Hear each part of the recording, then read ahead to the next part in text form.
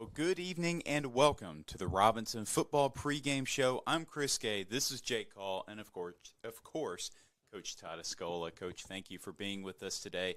You guys are coming off an exciting win against a very good football team in the BB Badgers. Talk about that win, and it's a close one, that's for sure. Well, we knew it was going to be a tough game. We talked about it on the pregame show last week. Frustrating for us. We didn't feel like the kids were really focused before the game, and that's always worries you. And so we talked about it, and we talked on the pregame show, and all we practiced last week was onside kicks, and of course we give up 2 of them. So needless to say, that is a point of emphasis again this week, because if I was Searcy, I would be onside kicking every time.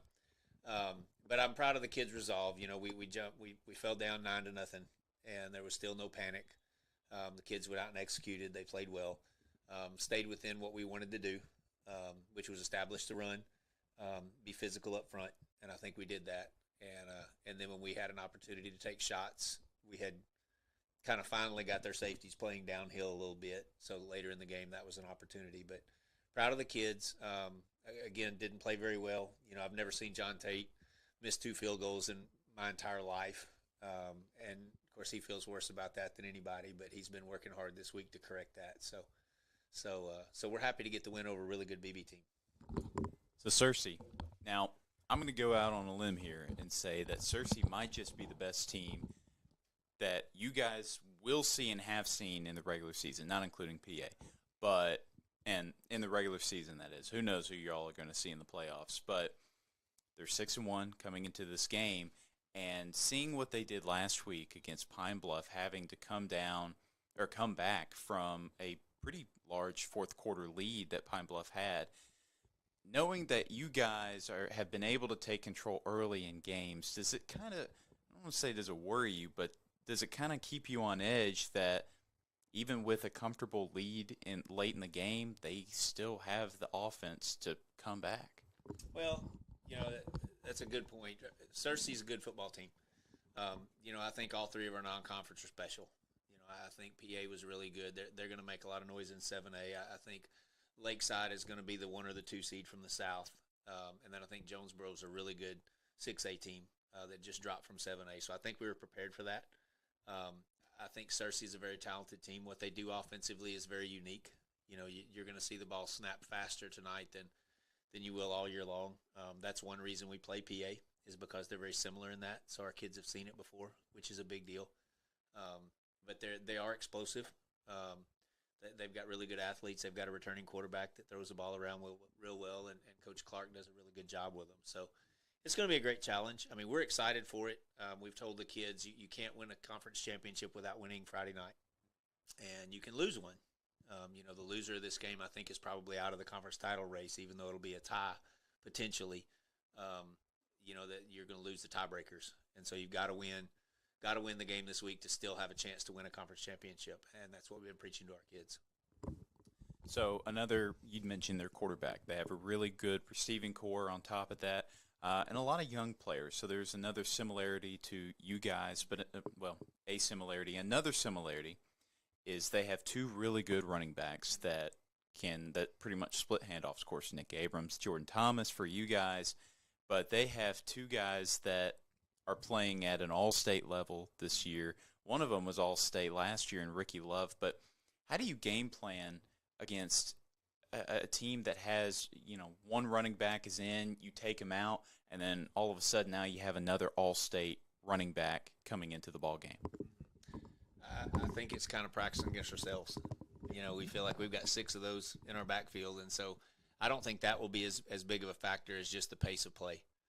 For us, I feel like if we get lined up correctly, we're going to play really good defense. And our challenge is going to be make sure we've communicated from the sideline, we are lined up correctly pre-snap. If you see us not being lined up right, walking around at the snap, they're probably moving the ball. I feel like our defense is good enough if we do get set. I think we're going to be in good shape as far as playing defense. Searcy's going to score points against everybody. That's just a fact. And so we've got to play sound, and we've got to create turnovers, and then we've got to move the ball and put points on the board offensively. So I want to go ahead and start with last week's game. I want to touch on it a little bit. Let's start off with seemed like they were almost running the same play over and over again. That quarterback run to the right side. They had that one guard who was pretty quick on his feet, who was pulling around and getting the edge right there. Maybe talk about what you think they might have saw on film that they thought that was going to be the play that was working for them. They saw Caleb Doucette wasn't dressed out. Oh, okay, I didn't even realize that. We lost our defensive end last week. He got hurt 2 weeks ago, and so we had some new personnel in. We didn't get lined up right, and running it to their sideline over and over again. We had a young kid in that, of course, after watching film, we felt like he was getting held pretty good, but you're not going to get that call over and over again. So we had to make an adjustment for that, and when we did, we were able to contain it. But they do a good job. Every team's like that. If you see something and you keep it on your sideline, it's hard for the other team to see. You can't see exactly what's taking place, and if the end zone cam doesn't catch it just right, it takes you a little bit to adjust, and that was something that they did to us, and we're successful with it. And another question, especially for the defensive side of the ball, I'm guessing some of those defensive guys maybe had to do a little running this week because in that first quarter there was a lot of offsides penalties. They were doing hard count real hard right there at the beginning of the game, and it was doing work there for a minute in that first quarter. Yeah, we've had kind of double duty with that, and then the way we practice to get ready for a team that plays at a high pace like Searcy. Our kids have done a lot of running this week.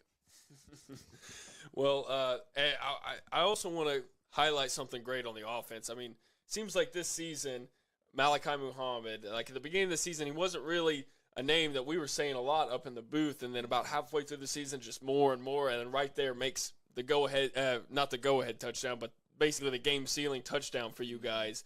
Talk about just like what he's meant for your offense this back half of the season. Well, he's got incredible speed.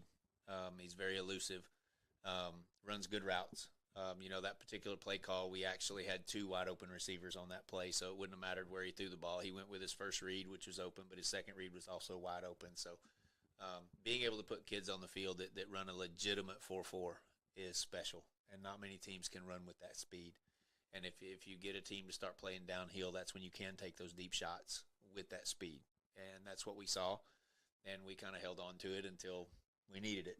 And then we wanted to go ahead and take a shot downfield. But I talked to y'all on the pregame show last week. We weren't going to take a lot of shots because they did play so deep. That's just not something you do as a play caller. But by the fourth quarter, we'd had them inch down, and now they were giving us the opportunity to go over the top. Going forward to this week's game, they have a receiver. I'm pretty sure his name is Jesse Sumter. He caught 7 balls for 101 yards, and you mentioned their quarterback earlier in this show. I actually had a chance to watch their quarterback last year against Sylvan Hills, and he's very talented, returning guy. He can really throw the ball. He seems very confident in the pocket. So when you got a guy who that seems to be his favorite target, a lot that has a really good set of hands, and I know you guys have a very talented defensive backfield. But how do you limit the catches of a guy that is a very prominent part of their offense? I don't think you do anything different. I think you've got to know where he is on the field, what he likes to run from different positions. They're going to move him all over the field, and from different positions, you like to run different routes, and you've got to be aware of that through film study, and then make sure you are aware. Be really good with your eyes. A lot of quarterbacks, if they've got a go-to guy, they're going to lock onto him with their eyes really quick, which helps the defense because now you can get that extra step to get there. But we're never going to game plan for one person. We feel like they're going to distribute the ball. I think they're good in all 3 phases. And so we've really got to concentrate on us this week and making sure that we're doing what we're supposed to do to be successful. And I do want to talk about this week's senior night for you guys. Maybe just highlight some of the seniors and how special they've been to your team so far this season, and what it kind of means to them, and maybe you as well as being their coach for all their whole time here. Yeah, we've got a great group of kids that's graduating this year that have been a part of some really good years here, and this is their last regular season game. If we do what we're supposed to, they're going to have more games on the field, and that's our goal, is to let them wear the black some more this year, not let this be the last time they wear the black and gold. But we've got a great group of seniors. We're actually going to honor all of our fall sports. So we've got about 40 seniors that'll be out on the field Friday night in pregame, and all of them have brought something special and left Robinson High School better than they found it. And that's what we tell them when they get there as ninth graders is, make this place better when you leave than it was when you find it, and invest something, leave a legacy. And these kids have all done really good things. Several of our seniors are going to go on to play college football, and so that's something that, for them, there's a tomorrow in football. For others, at the end of this year, that's going to be it. So make great memories, have fun, and it's going to be good to see a couple of them that weren't on the field last week back on the field this week. Now, this is a question that is more just out of my curiosity, and you could probably answer this too since you also played high school football. But since it is high school football, I'm sure film study is not as expansive as it is in the pros or at the college level. I'm sure you're kind of scraping and clawing just to find some footage of your next opponent. Maybe, I don't know. But when you are looking at film, what are some things that you are specifically looking for from the other team? You always want to run tendency checks, formations, personnel, hash, field position. What do they like to do on first down? What do they like to do on third and long? What are their go-to plays? What do you have to stop? Every team has a few things that if you don't stop it, you're not going to win. From an offensive standpoint, you're looking at personnel. You're looking at alignment. What coverages they're running. It's important to identify that. Film study has grown tremendously. We have a lot of film available to us, and then we have sessions for the kids. We lift twice a week. We watch film 3 times a week. We bring our defense in for an hour every Thursday morning at 6:30 in the morning to watch nothing but the offense clips so that they're really locking in. So we do watch a lot of film. I think probably more than some programs, but the more comfortable you get your kids understanding the game and understanding their opponent and what they're trying to do to you, I think it just gives you that extra step on game night. I'm sure those guys are encouraged to watch some at home as well, on top of that. Yeah, if they want to start, they got to watch an hour a week. If they're short an hour a week on their own time, then they get to watch the first few plays of the game. So I also want to bring attention to, obviously, I had told you last week that I wasn't going to be able to make the BB game, and I was not going to be able to make that great Harding-Washita football game last Saturday. Dang it, Cole couldn't have gotten married sooner or later, whatever. But I know that was probably a game that there were a lot of former senators on both sides. Did you get to watch any of it or any of? I actually got to go relax in my deer stand Saturday afternoon, and so I watched it online a little bit. We've got several kids on both teams. I was super proud of all of them. But, yeah, I needed a mental health break, and so I went and relaxed a little bit and watched some beautiful animals walk around. I understand that, but now obviously that was one of the best games that's going to be played pretty much in any level of college football this year. But I know since you did get to watch it, and since you essentially are an offensive genius in the years that you've been here. I don't know about that. Well, I'll call you that. But Harding, they have such a unique play style. They're essentially stuck in the 1930s, if you will, in their offensive play style. As a coach, how would you either game plan, or what is your opinion of their, they pretty much only run the football ever? What's your opinion? My opinion is you got to believe in what you're doing, and Harding believes in what they're doing, and I wouldn't change a thing. If you believe in it and you get your kids to buy in and believe in it, I mean, they're the defending national champs, and they probably didn't execute at a high enough level to their standards, and I would say that about any team. You've got to have an identity. You've got to have something you believe in, and if you don't have that, it's going to be hard to be successful. Offensively, defensively, as a program, and so if that's what Harding believes in, then hey, that's what you do, and you don't second guess that, and it didn't work tonight. Well, nothing's ever going to be perfect, and you're going to lose some games, and so you stick to what you believe in, and you just continue to work to get better. I think Washita just played better.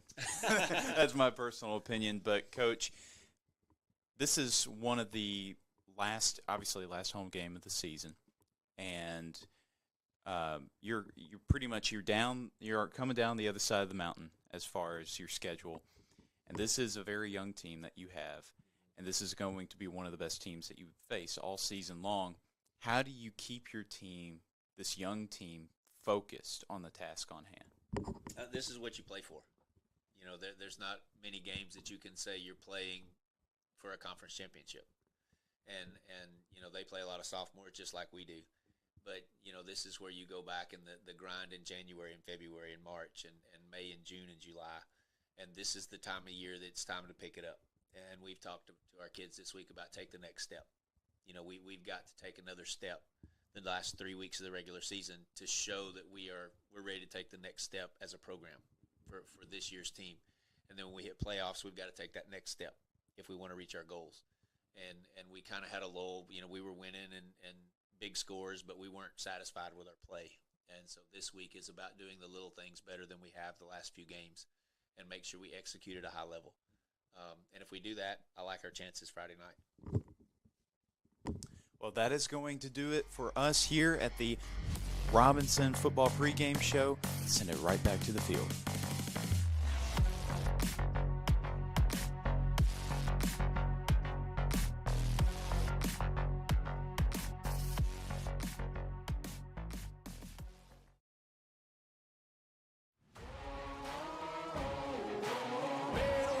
I'ma get it, you know I be on the way. Yeah. You know I be on the way. Man on a mission, I'ma get it, you know I be on the way. Yeah, it's all hard, ain't no fear here. You ain't giving this to all, you steer clear. Never beat, I've been down and I reappear. You got some money on the line, you better put it here. Rolling in and doing that work. Check priorities, I'm doing that first. Check's big and I'm sure that hurts, but it's checkmate. We ain't selling short, know the work. Ain't nowhere to hide. You ain't gotta see me come and keep me on your mind, cause I be on the way. Yeah. You know I be on the way. Man on a mission, I'ma get it. You know I be on the way. Yeah, man, we coming for them bags that they said I couldn't have. Get the team. I got a vision for the things you ain't believe. Here's the motto, hard work is over everything. It's that comeback. I'm calling plays, hit the pass, then the run back. Yeah, I'm far ahead and gotta run laps. But we ain't letting up, we never done that. Ain't nowhere to hide. You ain't gotta see me come and keep me on your mind, cause I be on the way. Yeah. You know I be on the way. I'ma get it, you know I be on the way. Yeah, I'm on the way. On the way. Yeah, on the way. I'm on the way. I'm on the way.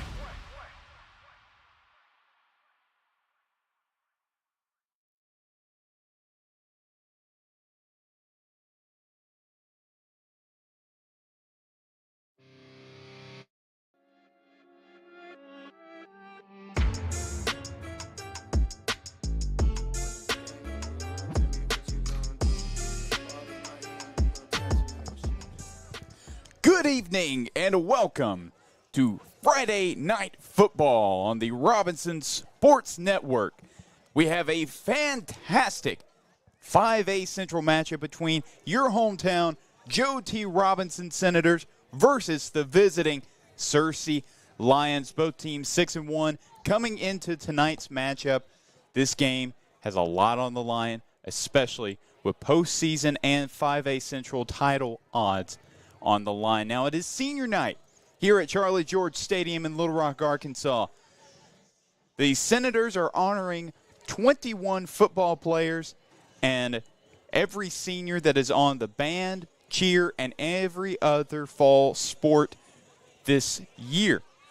So we will have some football action in just about 30 minutes, but in the meantime, let's send it down to the field for those senior night activities.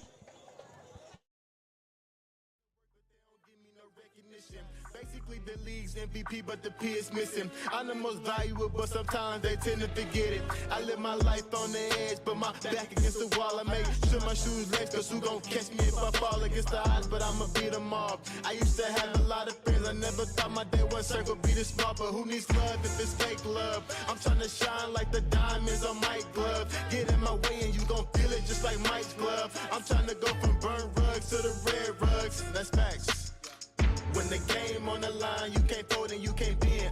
Y'all be playing it safe and I be going for the win. Remember back when they was doubting on the kid.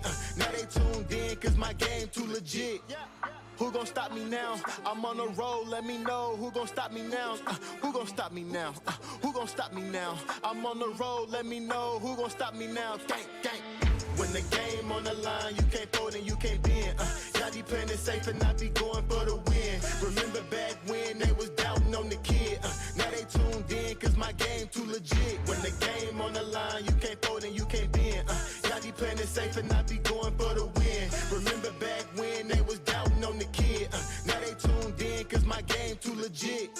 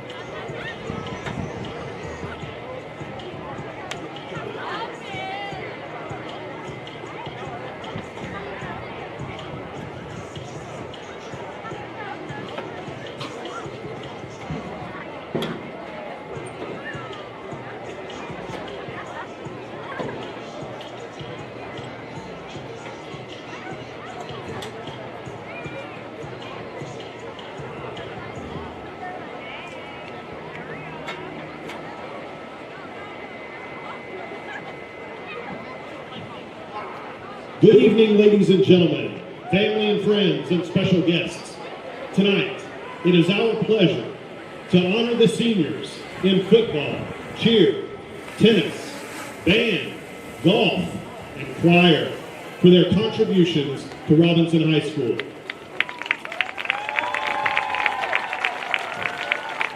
If you'll direct your attention at this time to the west end zone, we'll begin with our football seniors. Our first senior is Ahmad Booker, who's been on the football team for 3 years. His favorite memory is playing his first game back after injury. He's escorted tonight by D'Amico Booker and Raquel Gibson, his father and mother. Ahmad Booker.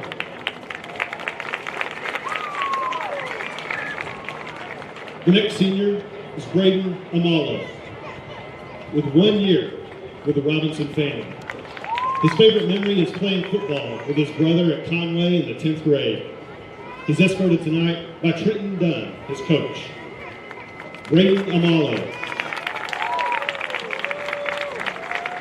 The next senior is Caleb Doucette, who spent 4 years with the Robinson family.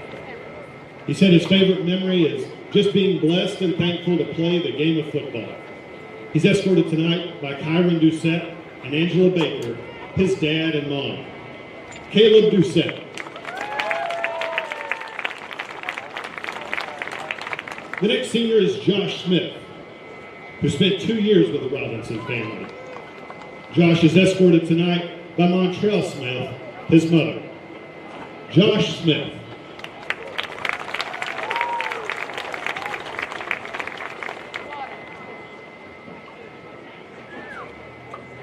You'll see on the 10-yard line is Ari Montgomery, who spent 3 years as part of the Robinson family. His favorite memory in high school was winning first place in shot put at the state competition. He's escorted tonight by Claire Arnold. Ari Montgomery. Next is Nick Tyler, who spent 3 years as part of the Senator family. His favorite football memory, ladies and gentlemen, will be winning the state championship. He's escorted tonight by Miss Triplett, his mom. Nick Tyler, everyone. The next senior is Jaden Carter, who spent 4 years as a Robinson Senator. His favorite football memory, is going to an NFL game when he was young. It was Chiefs versus Chargers. He's escorted tonight by Ayanna McJunkins and Debbie McJunkins, his mother and his grandmother. Jaden Carter, everyone.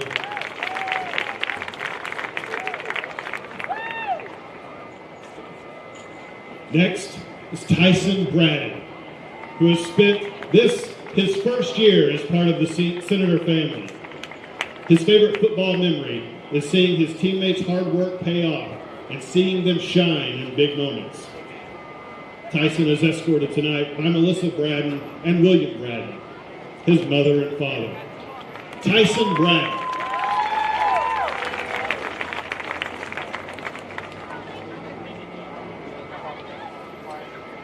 The next senior is Sam Scaligny, who has spent 4 years as part of the Robinson Senator family. His favorite football memory is being able to build friendships with his teammates in the off-season.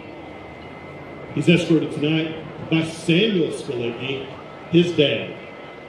Sam Scaligny, everyone.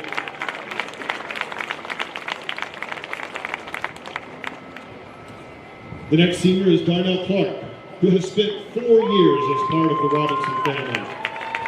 His favorite memory is the 2021 state championship in football. He's escorted tonight by Crystal Ruth and Darnell Clark Sr., his mom and dad. Darnell Clark.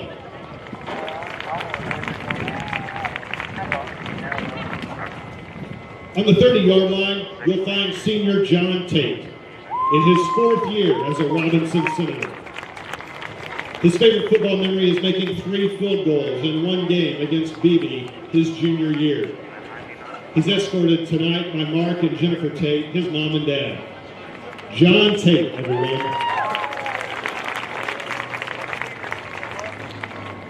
Next is Nick Jordan in his 1st year with the Robinson Senator family. His favorite football memory, he says, when I was practicing against my brother and a close friend, and the snap went way over my head, and the next thing I knew, I go back and grab the ball, and they both were there and picked me up, and I got slammed and saw stars. This was the first time I had realized you can go like that, and ever since then, I've lived my life to the fullest. He's escorted tonight by Coach Patterson. Ladies and gentlemen, Nick Jordan.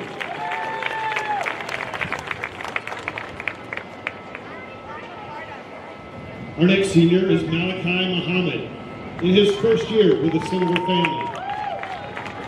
His favorite football memory, having 3 touchdowns and 200 yards in 1 football game. He's escorted tonight by Crystal Dyson, his mother. Ladies and gentlemen, Malachi Muhammad. Our next senior is Michael Hayes, who has spent 4 years as a Robinson Senator. His favorite football memory, the 2021 state championship. He's escorted tonight by Reginald Hayes and LaTanya Hayes, his mom and dad. Michael Hayes, everyone. On the 40-yard line, you'll find Kalen Walker in his 1st year with the Robinson family.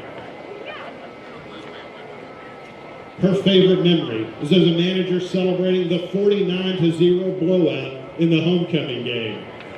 She's escorted tonight by Terry Mays and Colston Walker, her mother and her brother. Caitlin Walker.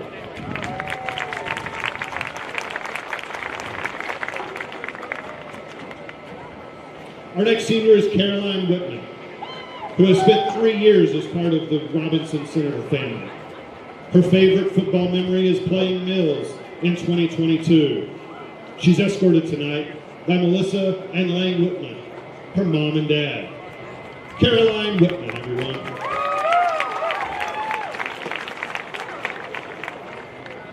Our next senior is Cam Harper in his second year with the Robinson Senator family. His favorite football memory comes as a kid when he was a ball runner for the local team. He's escorted tonight by Andrea Jones, DeKettrick Harper Sr., Felicia Gilbert, Brianda Davis, all of them his family. Ladies and gentlemen, Cam Harper.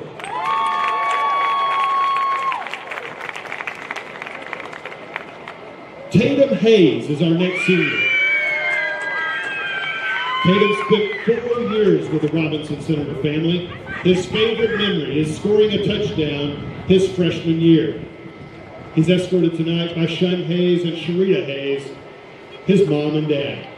Ladies and gentlemen, Tatum Hayes.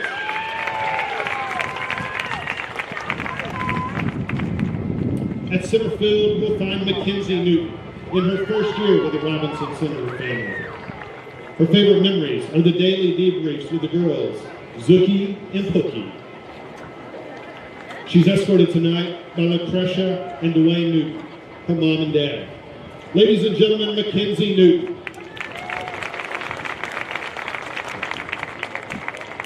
Our next senior is Jenna Dow in her first year with the Robinson family. Her favorite football memory is the homecoming blowout and celebrating with the team. She's escorted tonight by Mackenzie Carmichael, her mom. Ladies and gentlemen, Jenna Dow. Our next senior is Elijah Raymond in his second year with the Senators. He's escorted tonight by Rachel Raymond, Vincent Finks, Iana Kimball, his dad, and his godmother. Elijah Raymond, everyone. Our next senior is Nick Abrams, who has spent 4 years as a Robinson Senator. His favorite memories are being recognized as All-State and All-Conference player. He's escorted tonight by P.J. White, his little cousin. Ladies and gentlemen, Nick Abrams. Our next senior is Caden Pettis in his first year with the Senator family. Some of his favorite football memories are his conversations in between practice and his times with his team. He's escorted tonight by B.J. Pettis, by Portia Cunningham, and Anthony Brown, his mother, father, and cousin. Caden Pettis, everyone. Ladies and gentlemen, those are the football seniors. Our football players are dismissed to join their team in the locker room at this time. Thank you, boys.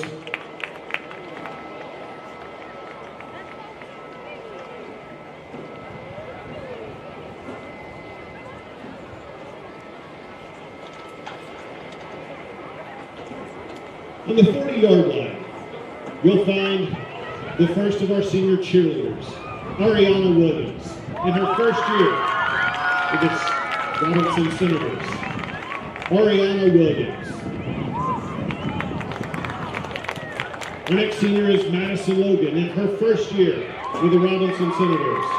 Her favorite memory is watching how excited her littles got to find out that their big sis was going to be a cheerleader for this year. She's escorted tonight by Angela Dodson and Cedric Logan, her mom and dad. Madison Logan, everyone. Our next senior is Jemiah Edwards. After 4 years of cheering with the Robinson family, her favorite memory is winning first place at the Maumelle cheer competition. She's escorted tonight by Marwa and Makisha Edwards. Jemiah Edwards. Our next senior is Destiny LaSure, in her first year as a Robinson Senator cheerleader. Her favorite memory was the future Senator cheer clinic, having all those little girls look up to her and value her opinion.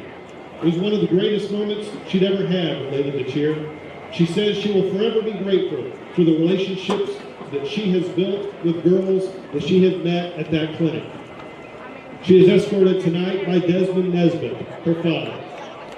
Destiny LaSure.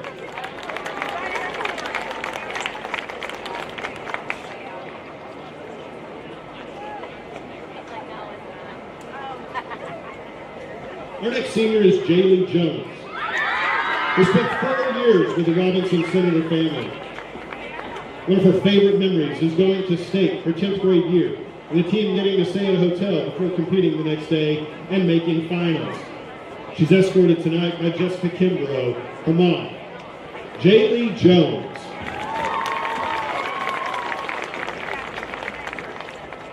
Our next senior is Avon Biddle, who spent 3 years with the Robinson Senator family. Her favorite memory is when the cheer team would stay in hotels before the state cheer competitions. She's escorted tonight by Scott and Amber Edge, her mom and dad. Avon Biddle. Now, ladies and gentlemen, the seniors from our tennis team. On the 20-yard line, you'll find Victoria Daniels, who spent 1 year with the Robinson Senator family.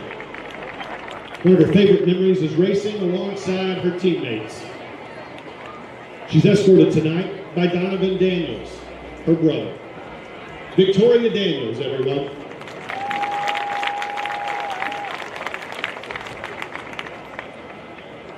Our next senior is Abigail Cady, who spent 2 years as part of the Robinson Senator family. She's escorted by Bran and Michelle Cady, her mom and dad. Abigail Cady.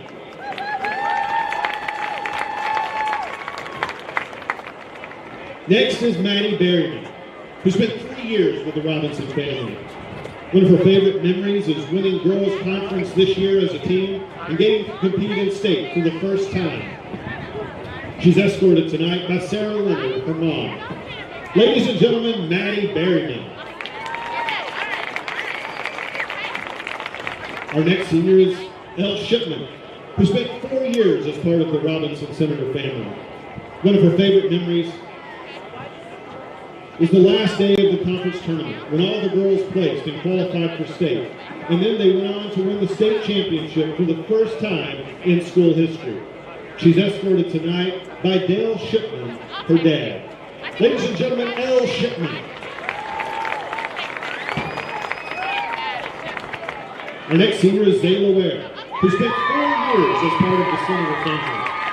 One of her favorite memories is when our whole girls tennis team won first place overall in the state championship. She's escorted tonight by Taryn Ware, Takima Ware, and Bob Ware, her family. Zayla Ware.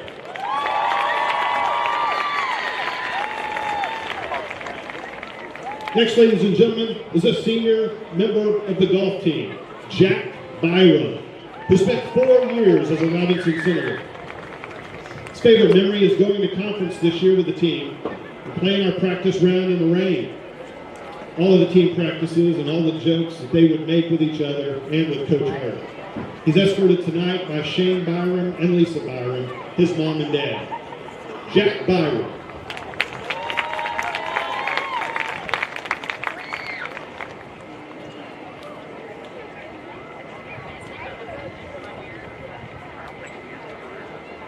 And now, ladies and gentlemen, the senior members of our band.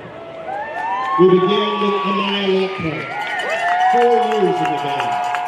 One of her favorite memories was the moment that she found out that she had been selected as the drum majorette.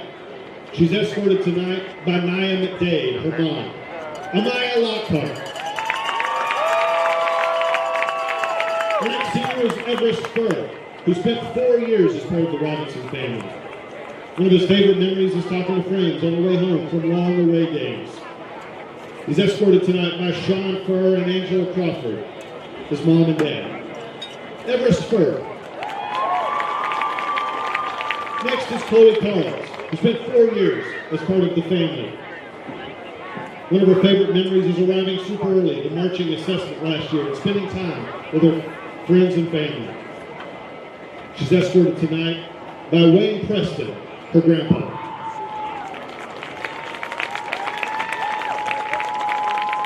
Our next senior is Hogan Hyatt, who spent 4 years as part of the band family. Hogan is escorted by Carmen Hyatt, his mom. Our next senior is Sage Gatley, who spent 4 years as part of the band family. Sage is escorted by Audra Nicole Gatley, Seth Gatley, and Stella Eve Gatley. Sage Gatley. Next is Alora Bryant, a 4-year member of the Robinson family. Alora is escorted tonight by Kevin Bryant. Alora Bryant. Our next senior is Wesley Littrell, a 4-year member of the Robinson family. He's escorted tonight by Amy Littrell and Mark Littrell, his parents. Wesley Littrell.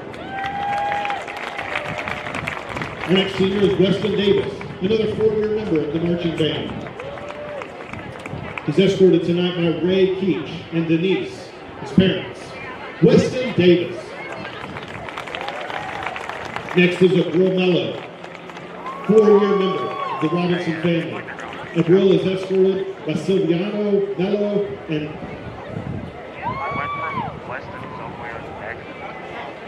Miss Rodriguez, his parents. Avril Mello. Next is Arden Carroll, another 4-year member of the Robinson Senator family. Arden is escorted by Brandy Carroll and Timothy Carroll. Arden Carroll.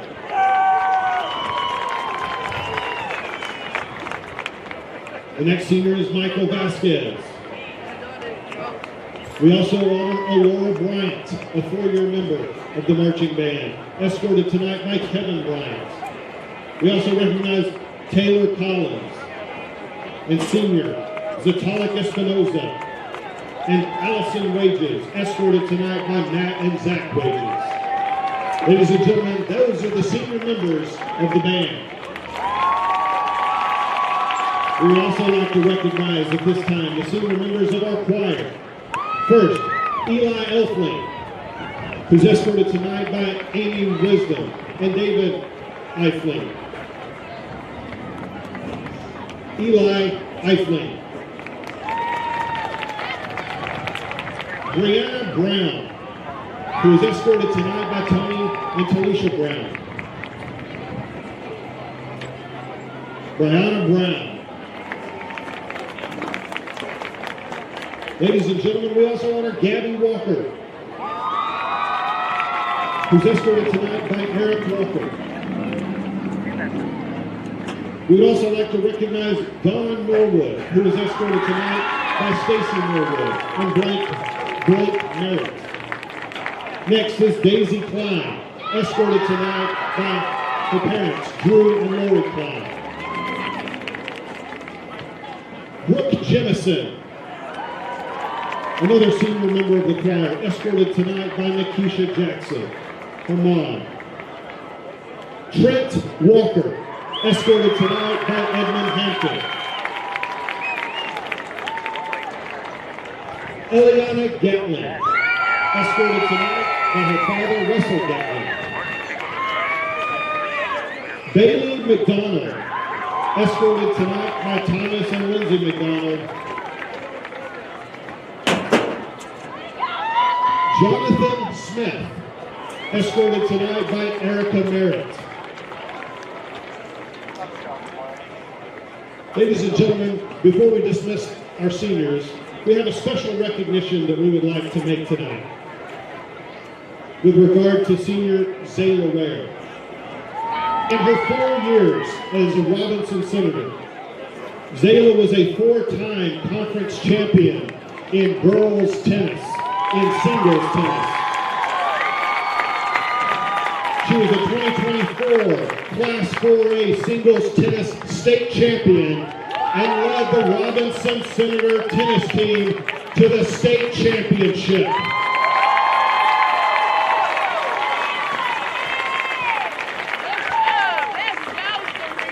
Seniors, on behalf of all of your coaches, your teammates, and all of Robinson High School and Senator Athletics, thank you for the tradition of excellence in class you have shown in your time at Robinson High School. Ladies and gentlemen, please give one more show of appreciation for the hard work and dedication of these senior members of the Robinson family.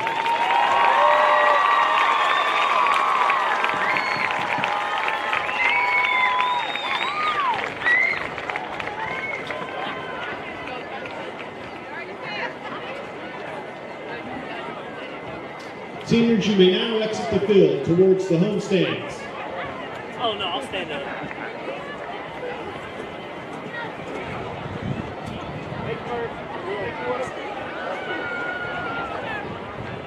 And welcome back. Those were the senior festivities honoring not only football but cheer, band, tennis, golf, and choir, all being honored tonight, all fall sports.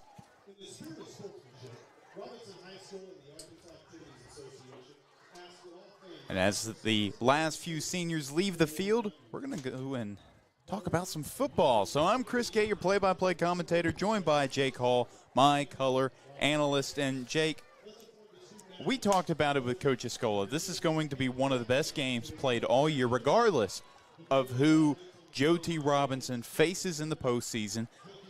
Not to jinx anything, but it's essentially a lock at this point that Joe T. Robinson does find their way into the postseason.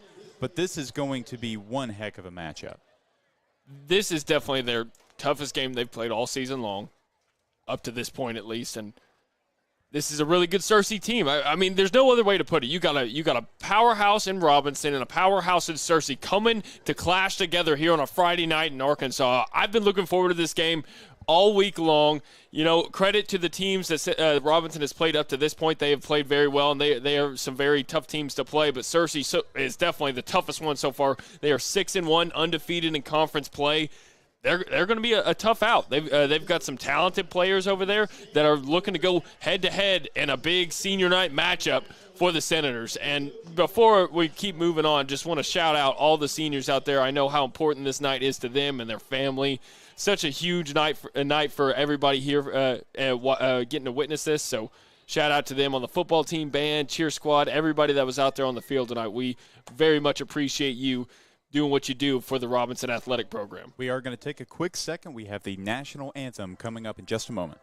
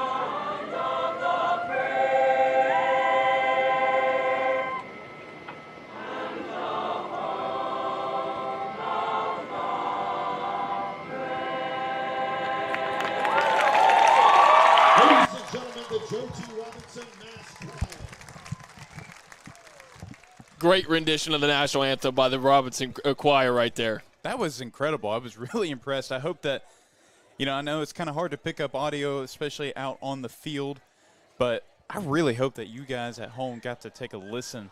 I tried to crank your volume all the way up there so they could hear it. But anyways, back to the business at hand. Both Searcy and Joe T. Robinson entering this game 6-1 on the season. Like you said, undefeated. in conference play. And these two offenses are something else to witness. Searcy has been one of the best scoring offenses in the entire state of Arkansas. They average 357 yards a game and just a hair under 40 points a game at 39.7. Let's introduce the captains out there. Number 10, Caden Pettis. 16, Darnell Clark. 0, Josh Smith. And number 13, Jaden Carter. But yes, these guys are very talented. Two teams coming off huge comeback wins as well. The Senators overcame a 9-0 deficit at the beginning of the game.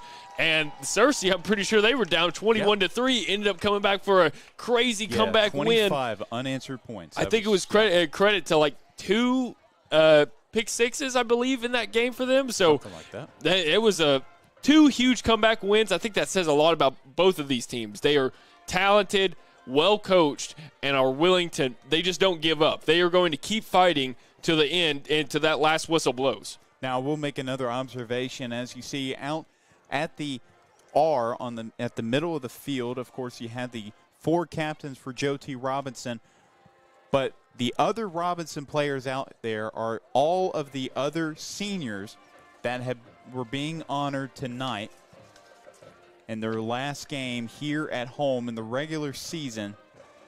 And I know this means a lot to all of those players, especially the players that have been with this program for all 4 years or 3 years on varsity. And for a lot of these players, this is the last time. And now, of course, there's 2 more regular season games left to play, and then, of course, the postseason. But for a lot of these players, this is going to be the last time, the last year they ever play football, organized football, that is. There's not a lot of pickup football going around. There are some players that have already committed to play at the next level that are seniors, or actually have some that have offers to play at the next level. But this is potentially a very emotional, not potentially, this is a very emotional night for a lot of players on this Joe T. Robinson football team. Absolutely. You know, I think a lot of people don't really think about that. You know, this is one of the only sports that, and here come your Senators taking the field for this exciting matchup. But this is one of the only sports where, you know, you play it in high school and there's a good chance you don't play it again after your high school career is over. You're a very lucky individual if you get to play it at the next level, but if you're not playing at the next level, you're probably not going to be playing at all. It's one of the few sports where that is the case. You know, you have some guys playing that play baseball. You know, you can go play pickup baseball all sorts of, for churches, all sorts of places, but you don't ever see any pickup football games going around. So shout out to those seniors. But I'm ready to get this game started. I've been pumped for this matchup. It should be a great one here.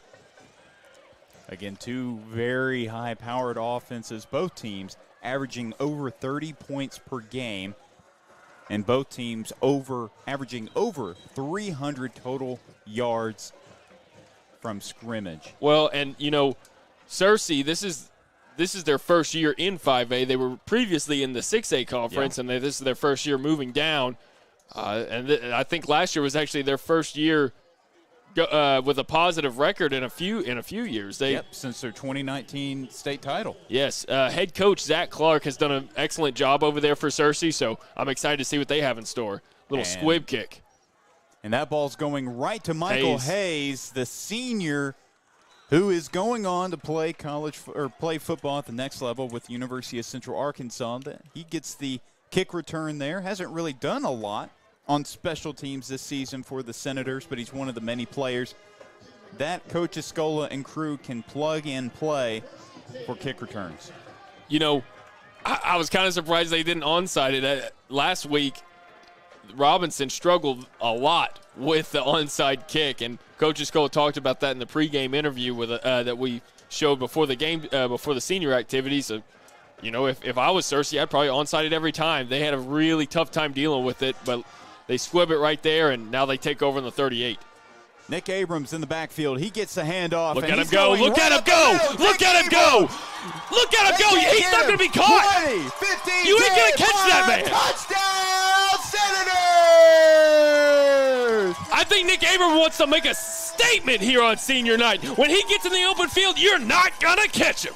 Nick Abrams with the score on 1st and 10, first play of the game. And now John Tate is on for the first Security Bank extra point attempt. What a way to start senior night. A little magic is in the air here. You can feel it, and so can Mr. Nick Abrams. Just got through the hole, and as soon as he got around a couple of those defenders, it was off to the races, and no one's going to catch him.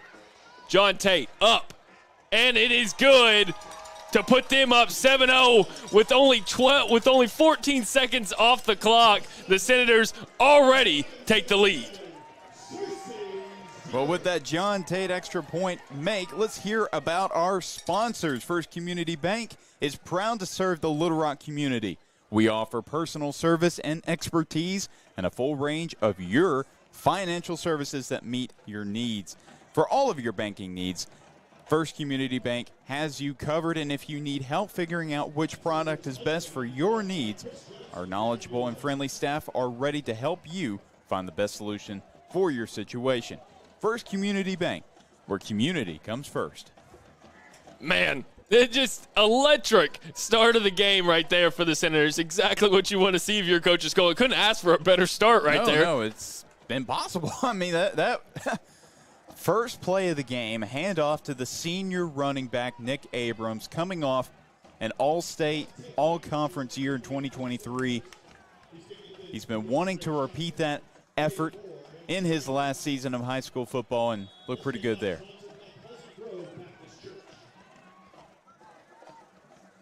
And here's John Tate set to kick off here. He's got one heck of a leg. Look at that, going into the back of the end zone. That's just automatic. That's just automatic. I mean, you see that a lot at the college and pro level, just booting it to the back of the end zone. Rarely do you see kickers have the leg in high school, but John Tate has that. And this is only his third game back in the black and gold after sitting out with a torn ACL, recovering from a torn ACL that he sustained last year during soccer. Something tells me some of these defenders are going to want to make a statement just like Nick Abrams did. And now the Lions on the field for the first time tonight. And right away, a first down catch. Quick little screen pass to the left side. Gets him almost to the first down marker. Yeah, they're going to go ahead and give him the first down. That was a well-drawn-up play. You know, get your quarterback a little bit of momentum going, get him rolling. And Searcy likes to go quick. That one is incomplete. He was looking for his wide receiver, DeAndre Shockley. But this is a team, they score a lot of points, and it's because their pace is just so fast.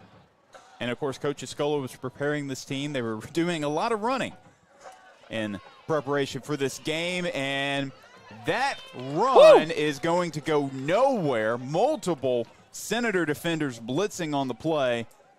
If you're the defense, stretch that play out. He's trying to get to the outside. Just keep stretching it, and get it to that 12th defender, the sideline over there, and push him out of bounds. But in the backfield, Curtis Goodrich, the junior running back, has just had an incredible season so far. But Johnny Bell, and he's yeah. And you know who was one of the players in for the sack was Malachi Muhammad. I didn't even know he played defense. Well, I think this might be the first time this year that he's played some defense. I mean, he is listed on the depth chart as a defensive back alongside being a wide receiver, but he was blitzing on the play and gets credited for the sack. And now they are going to punt this football away. You know, the seniors showing out once again. Malachi Muhammad, another senior, making a great play for the Senators here tonight. Quade King, the punter for the Lions, hasn't really had a great season so far. Not a bad punt there. It will go out of bounds at around the 40-yard line. Let's see where they officially mark him. Actually, about right 40-yard line. Great starting field position for the Senators offense. And you were talking about how that Searcy offense scores a lot of points because of their pace of play, keeping it with the no huddles and moving really fast. I think another reason why they score a lot of points is they have a senior quarterback, just like the Senators. That was one reason I was really excited for this matchup. You got two senior quarterbacks going to battle here tonight with Tyson Braden,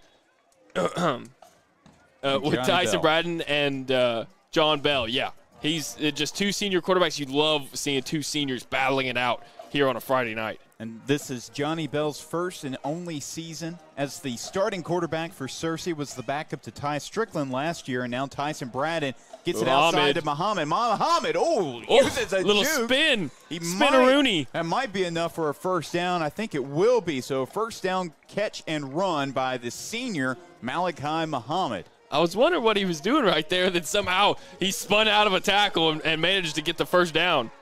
Well, when you have speed like he does and you can stop on a dime, you can basically do whatever you want. Deuce Williams in the backfield for the Senators, one of three running backs that have well over 200 yards rushing this season. Man in motion is Hayes.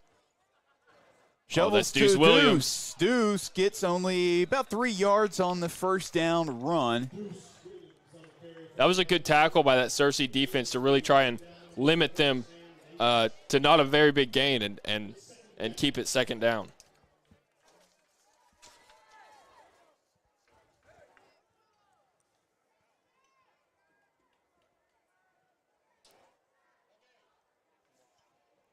Tatum Hayes, Michael Hayes, and Malachi Muhammad, all senior wide receivers in the game for the Senators.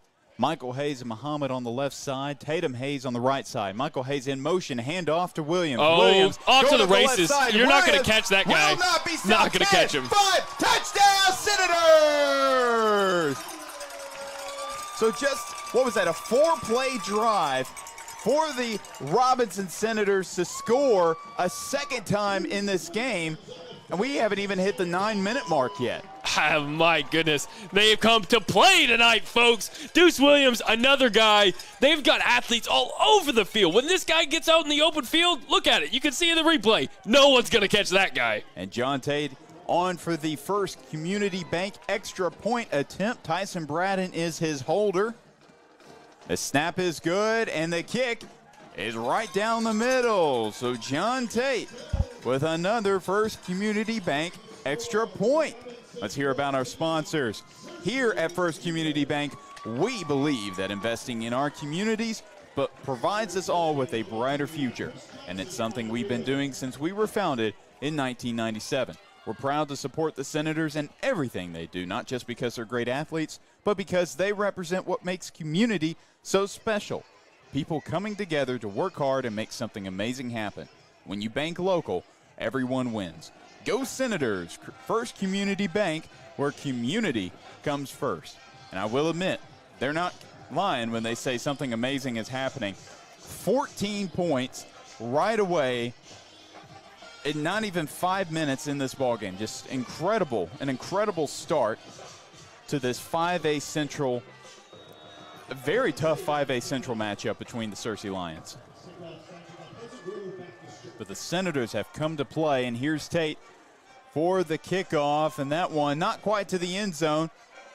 Here's Shockley. Shockley waiting for blockers. Nothing happens, and he falls short of the 20, down about the 18-yard line. Corey Crusterson and Jordan Thomas in to make the stop.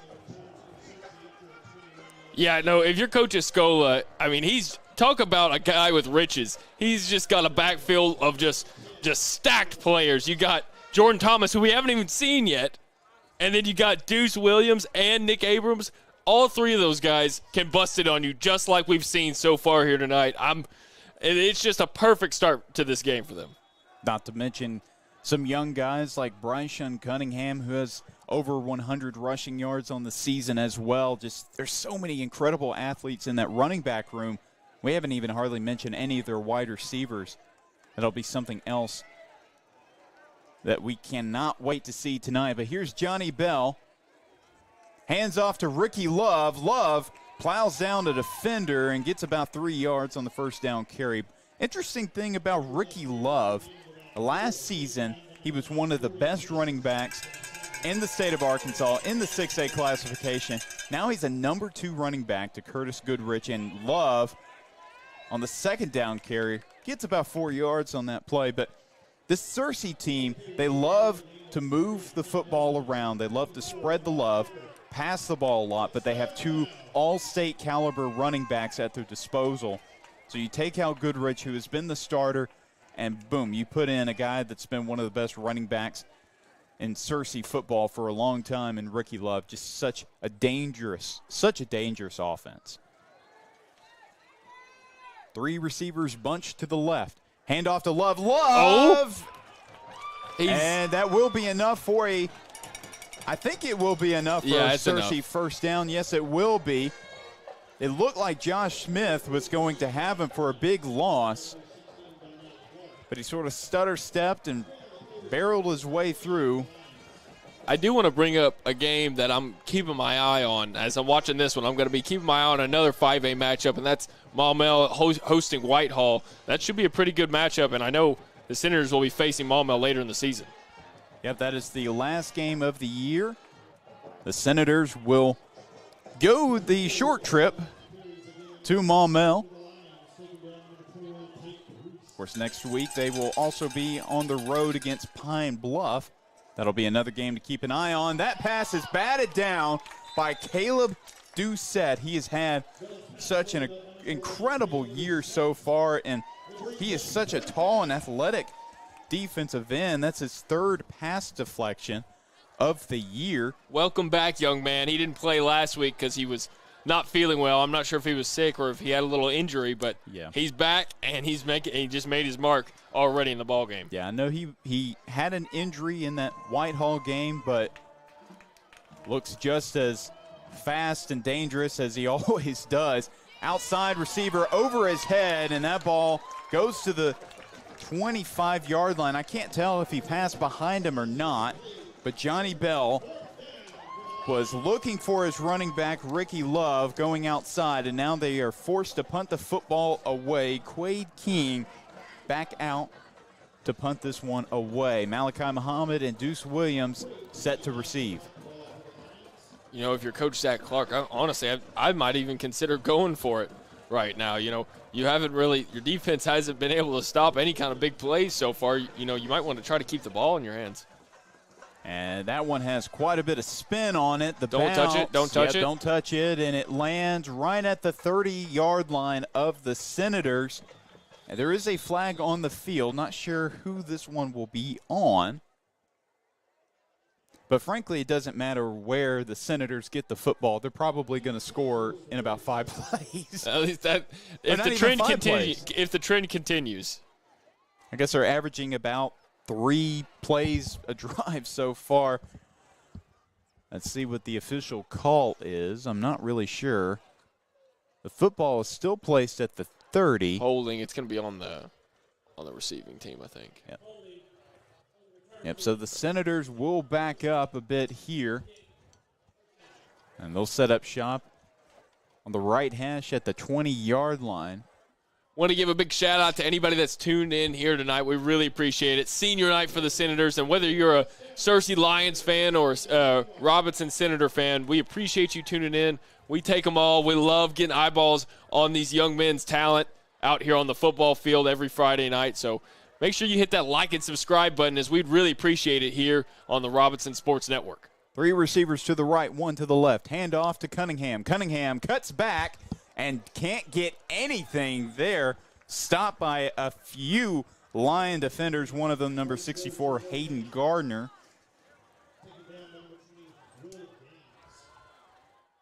So it will be 2nd and 11 from the 19-yard line of the Senators.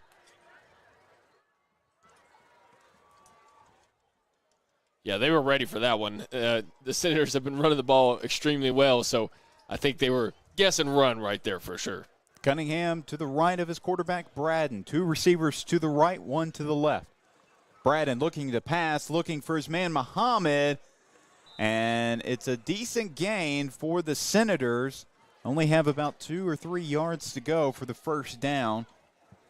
It's about a 9-yard pickup. Nice little pitch and catch from Braden to Muhammad. Really, you can see the connection those two have this deep into the season. 3rd and 3 from the 27. The Senators lead 14-0 as we are just now ticking down from 6 minutes in the first quarter. Just an incredible start to this game. Handoff to Abrams again. Abrams going to the right side now, cuts back to the middle, looking He to just go won't back be left. stopped. No, he can't. And it takes about 4 different Lion defenders to bring him down. But Nick Abrams, only his second carry of the game with another first down. Well, I say another first down. The first carry of the game was a touchdown. Honest Abrams, man. If there's one thing I know about Honest Abe, he can break some tackles.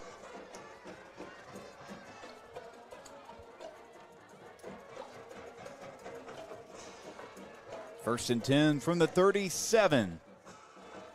Interesting formation for the Senators. I was wondering, 4 men in motion for Robinson. All bunched up on the left side of Braden. Little Handoff reverse play. to Hayes, Michael Hayes. Oh, he ball on the loses the ground. football, and the Searcy Lions thinks they say have they it. have it. I think they do. They do. Hey, the Searcy needed a pick-me-up, needed some momentum because it was all on this side of the field. Well, they just got it. They've got the ball in plus territory now and are going to have a shot to try to get back in this ball game when it felt like there was no way that they were going to have a shot at it. And they are on the Senator side of the field for the first time tonight after having to punt the football away the previous 2 drives. And now Johnny Bell and Curtis Goodrich in the backfield for the Lions. 3 receivers to the left, tied in formation. Bell, Oh, here comes Bell, Doucette. Pressure Oh. coming. Bell going deep. Has his man open. Break. Oh, intercepted! Deuce by Williams! Deuce Williams. Oh, Deuce my Williams goodness! Following his blockers. Deuce Williams at around the 30, and that is where the Senators will have the football. So just like that, Searcy with the turnover of their own. Man, Wow. Caleb Doucette went in the backfield, tried to get some pressure on him, got one hand on him, couldn't bring him down. They try to throw it deep. Great coverage turns it to a pick for Mr. Deuce Williams. I know it's early in this game, but Hooten's Arkansas football picked the Morrilton and Farmington game, which is a fantastic football game, to be the game of the week in 5A.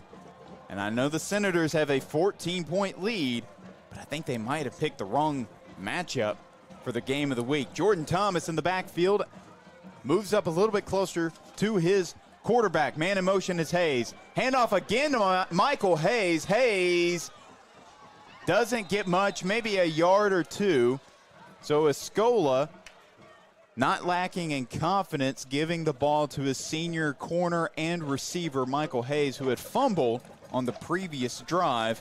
Hey, and I do want to, on that last interception, I do want to shout out, that was Michael Hayes on the coverage there that ended up tipping the ball up and landing in the hands of Deuce Williams. So shout out Michael Hayes doing it on both sides of the ball tonight. 2 receivers to the right, 1 to the left. Thomas in the backfield. Handoff to Thomas. Thomas going up the left side. He slips a little bit. He's still on his feet and probably gets about 3 or 4 yards after contact. But it brings up 3rd and 5 from the 35-yard line. That's our first handoff we saw, or first carry by Jordan Thomas we've seen tonight, so want to see some more out of him. He's been very talented for him all season long, and as we've seen, we've got 2 backs already explode for touchdowns. Something tells me Jordan Thomas is due now. 3-man front, 3. Well, and Isaiah Davis at nickel also threatening to run up, and that has got to be a first down It's for close. the Senators. It's right on the line. It's going to be close. That was Jordan Thomas on the handoff. A few Lions in to make the stop, including DeAndre Shockley and number 44 Sam Davis, and it sure will be enough for a Senator first down. Nice job by Thomas, really just working his way to that first down marker. He was not going to give up until he hit the edge of those sticks. 3:06 remaining in the first quarter. 2 receivers to the left, 1 to the right this time. Nick Abrams in the backfield to the right of his quarterback. Kyron Grimes in motion. Braden going deep, has a man, and he was looking for Jaden Todd, but excellent coverage by the Lions. I'm trying to see who that was. deflected that pass. I believe it's number 27, Bentley Sloat. Jaden Todd tried to climb the ladder there to get up to it, but he was double covered. It was going to be a really tough catch if he made it. But that was a nice idea with the play action pass to float one deep.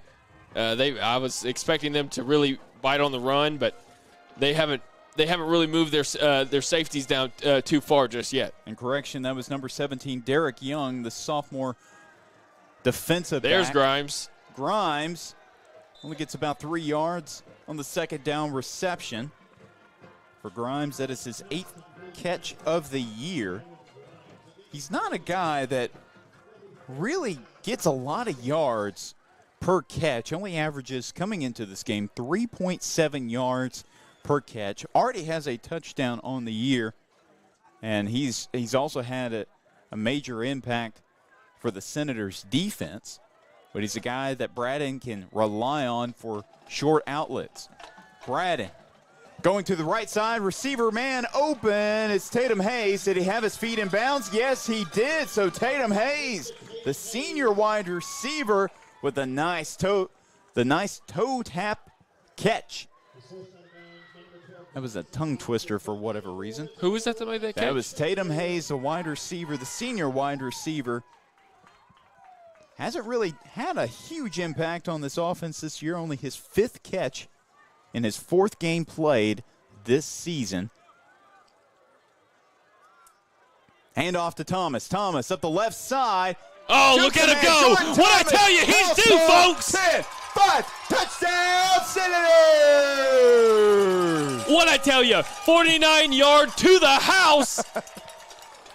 Oh, my goodness. 3 rushing touchdowns in this game by 3 different running backs for the Senators. And now John Tate on to convert the first Community Bank extra point attempt to make this one a 21-0 game. What did I tell you, man? He's due. He was due. That was just how this game was turning. Braden to hold. Snap is good. Kick is even better. Right up the middle. Your Senators lead 21-0. And you know what? Let's hear again from our sponsors, First Community Bank. When you bank local, everyone wins. That's why we're proud to support the Senators and our community. At First Community Bank, we're all about helping our neighbors thrive. We know that when you bank local, your money stays right here in town, which means businesses can thrive and people can get things done. Who doesn't want that? But that doesn't mean it has to stop there. We want to help make sure the Senators are thriving too. The best way to do that is by supporting them with your time and money. Go out there. Show your pride for the Senators by wearing their T-shirt and cheering them on at every game this season. Go Senators! First Community Bank, where community comes first. So you got Abrams, 62-yard run to the house.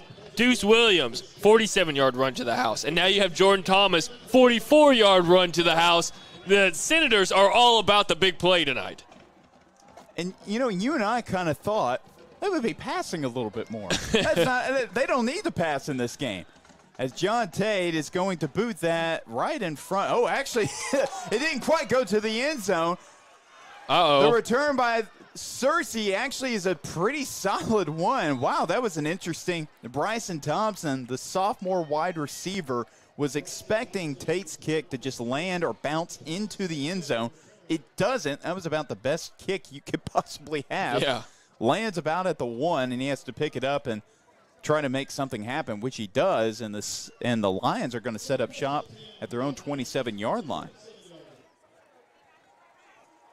It's not often where you – oh, sorry, go ahead. Last time this offense was out here, they threw an interception off of a tipped ball. So I'm going to guess they're probably going to be maybe a little bit more conservative with it. Those quick passes to the side is exactly what I was expecting. And about a 9-yard gain. It was DeAndre Shockley, the wide receiver, the sophomore, making the 9-yard gain from the pass from Johnny Bell. 3 receivers on the left, 2 on the right. Bell looking, had to get it away. He felt the pressure from Darnell Clark and just got it away. Now, we had mentioned that Caleb Doucette missed their last game against BB. And, of course, Robinson was still able to handle business with a 10-point victory here at home. But Darnell Clark and Lennox Campos have stepped up in a big way coming off the edge for the Senators. And then again, guess who that was? Lennox Campos with the tackle for a loss, and that brings up 4th down again. I think they just heard me talking about how Campos and Clark have been huge so far in Doucette's absence. Yeah, no, I think this defense, there's some magic in the air. They are ready. They came here ready and prepared. You could see how prepared this team is. They are executing on every level and every facet of this ball game so far, making a huge stand on 3rd down, but now it's 4th and 1, and the Searcy Lions are going to try to go for it. But the Senators will take the timeout. Based off that formation, it looked like the Lions were going to go old school football. They only have about a yard to go. Maybe they call it 2 yards. But it looked like they were going to do the tush push or just something pretty similar, I formation, something, just to try to get those couple of yards. Again, that is old-fashioned running football. You don't really see a whole lot of that anymore. The board is corrected as 4th and 1 from the 36-yard line of the Lions. 45 seconds left to go in this first quarter. The Senators with a 21-point lead and allowing 0 from Searcy. What a start here at home on senior night. And you can't really ask for a better start. Well, maybe a Michael Hayes fumble taking that off the board would have been nice. Yeah. It's a little tush-push action right here. Well, this is an interesting formation. Johnny Bell goes the quarterback. So it's a Wildcat formation. Oh, my gosh! Doucette destroys that play. Blew it up. Nowhere. So turned over on downs, and the Senators have the football at around the 35-yard line. Wow. I'm talking about the Senators are jumping all over them to start this ball game. Doucette flying into the backfield and not letting them get an inch right there. Way to go, Senators. Look, I was just talking about how great Campos and Darnell Clark have been since Caleb Doucette has been out. But that is why Caleb Doucette is a huge part of that defense because, yes, of course he can rush the passer. He has 4 sacks on the year, but that is his 8th tackle for loss of the season.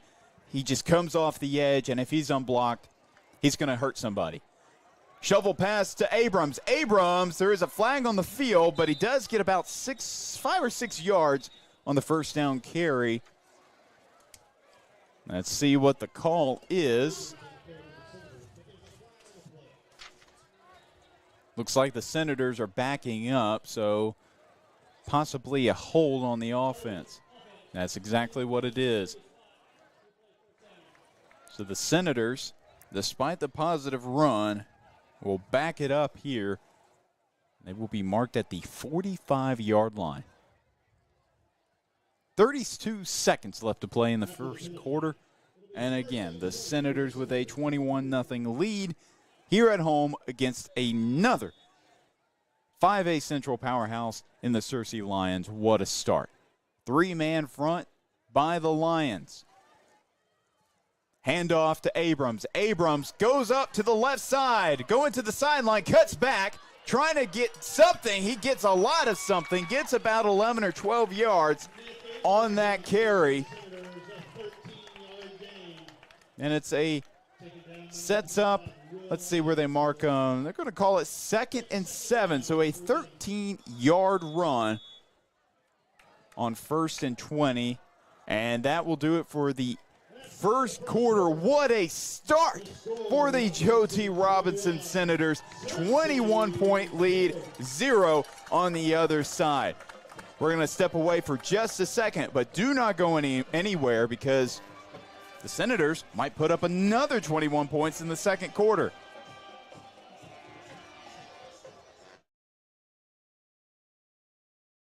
House, it's a home and it's part of the neighborhood and of course part of the community, and you want to build stuff that they'll take pride in. Well, that's where they're making their memories. Yeah, that's right. That's where they're raising their families. You know, without the bank getting us to that next step, we can't do it. It's nice to be able to call someone at the bank and say, hey, you've worked with us for all these years. This is what we're thinking about doing. Can we pull the trigger on this today? Oh, my stars. It is just so much easier to bank with First Community.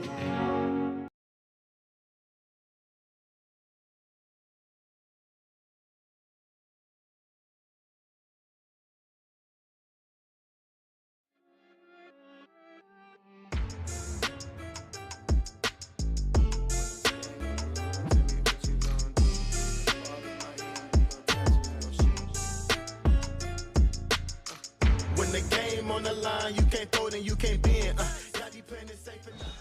21-0 is your score as we start the second quarter. And the Senators have the football. 2 receivers to the right, 1 to the left. Fakes the handoff to Abrams. Braden going deep for his man. Oh! And there was a little miscommunication to see if it was either going to Michael Hayes or Malachi Muhammad. They had 2 guys open right there. I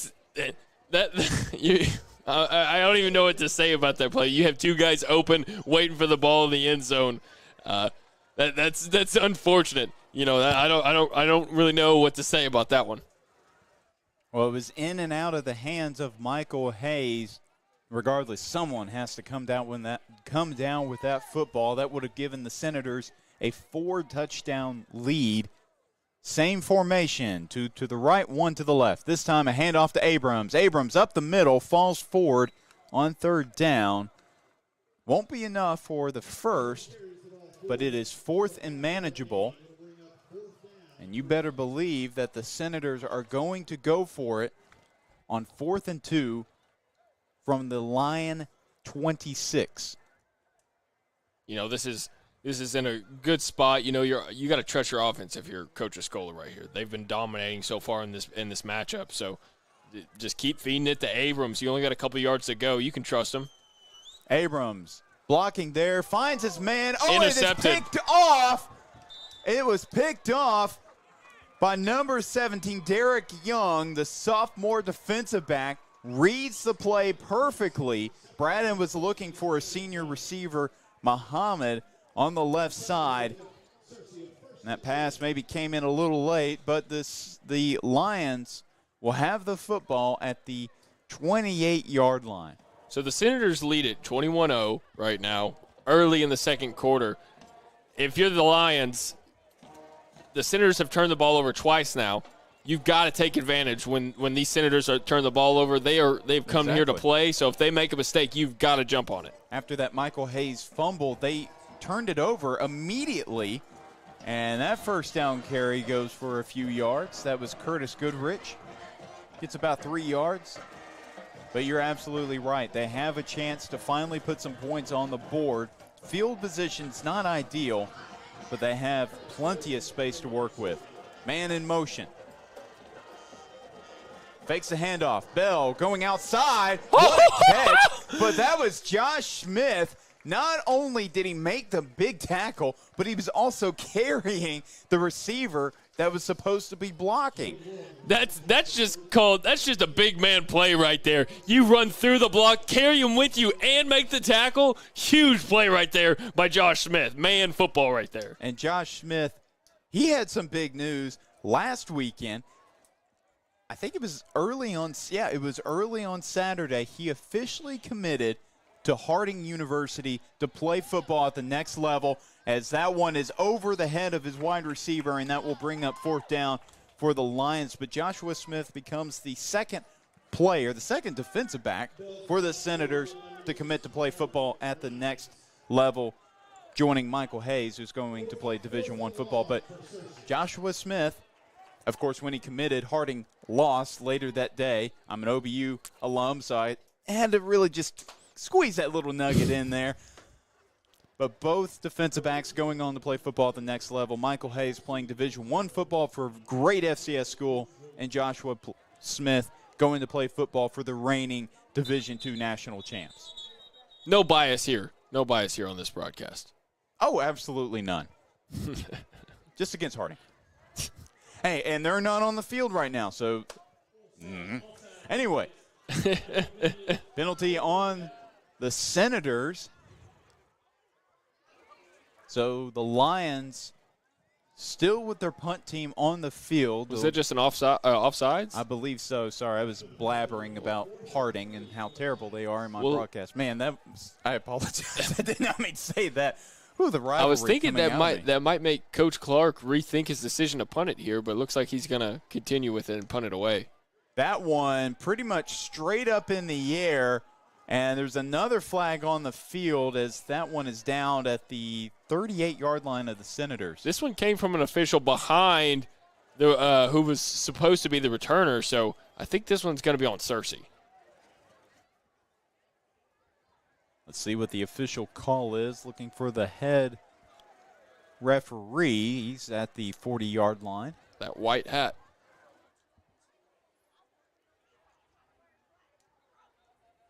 But again, want to congratulate Joshua Smith on his commitment to play at Harding. He's going to play for a great school, as that is going to be holding on the Senators. You know, it's kind of weird when you get a holding and you didn't even touch the ball. Like your team didn't even touch the ball. Yeah.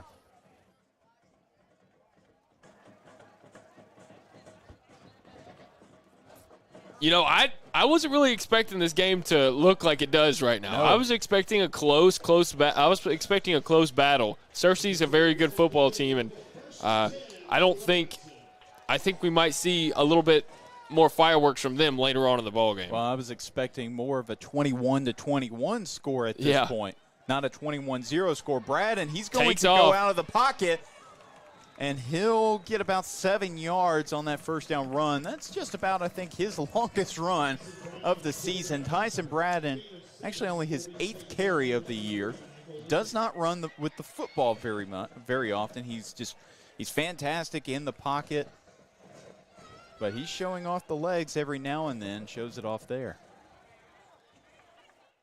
2 receivers to the right, 1 to the left. Hand off to Williams. Williams up the left side, following his blockers, plows down a couple Lions, and that is very good enough for a first down.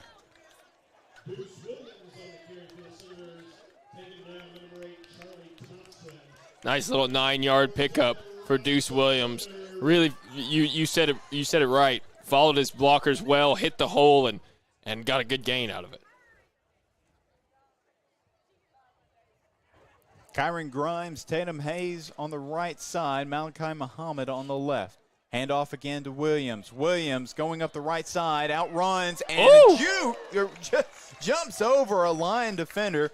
Some oohs and ahs from the Senator crowd, and he gets about a 6-yard gain there. So it's 2nd and 4 from now the Lion 46-yard line. Gave him the old dead leg, made a man miss, and he falls forward for a really nice gain on first down.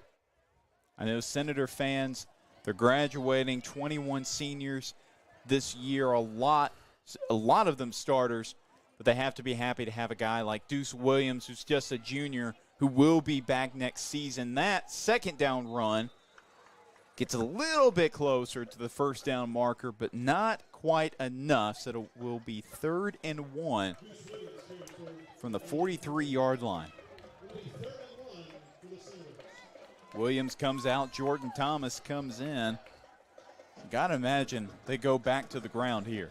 You know, yeah, I think you want to go back to the ground here. Don't want to try to that quick pass last time they were going for it this short of a distance. It didn't work out for him.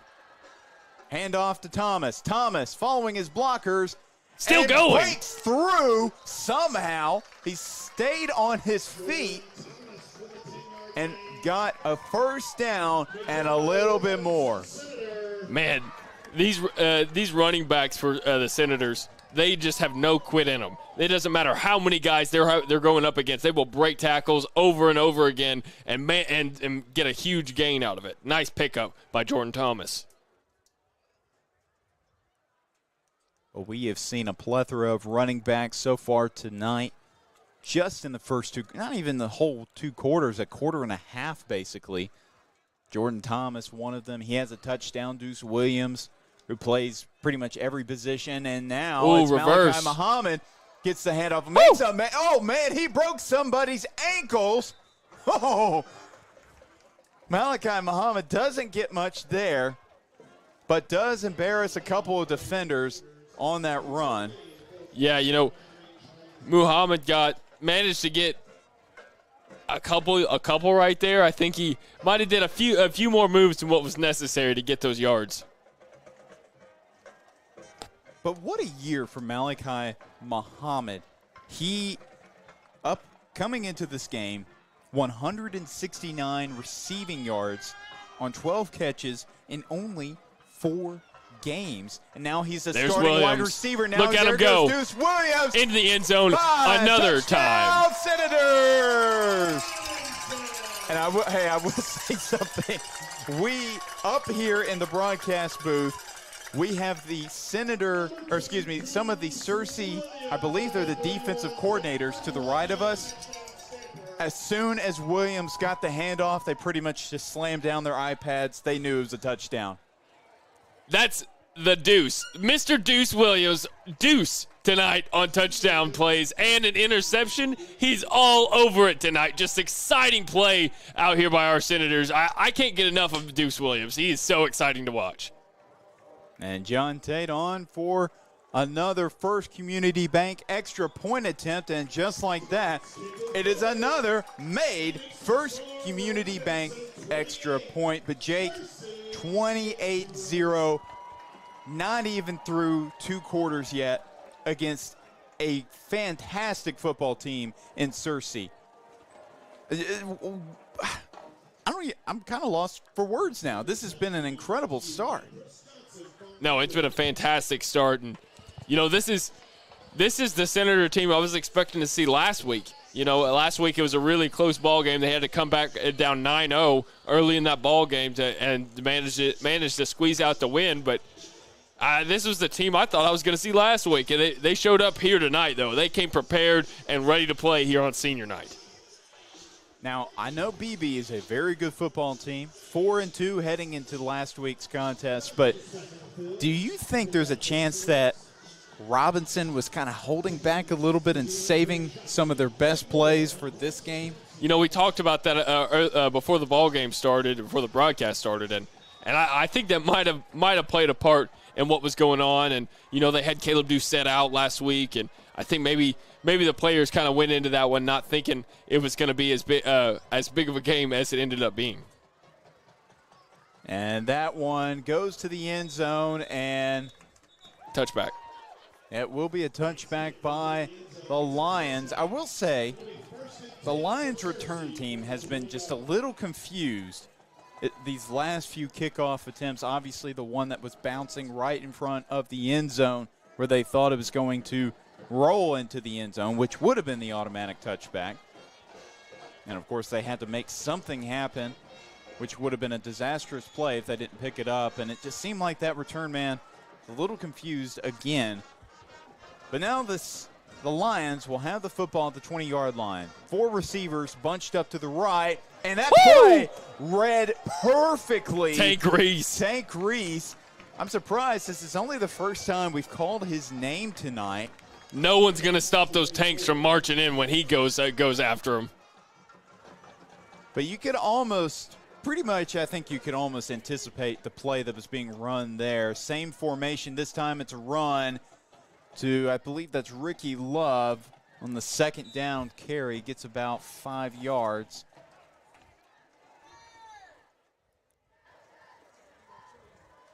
Yeah, no, it's the Senators' defense are all over it right now, and the Lions have got to be desperate for some points right here. If they want to get in this ball game, they've got to try to get some points on this drive right now. Lone receiver out on the left side. It's a handoff again to Ricky Love.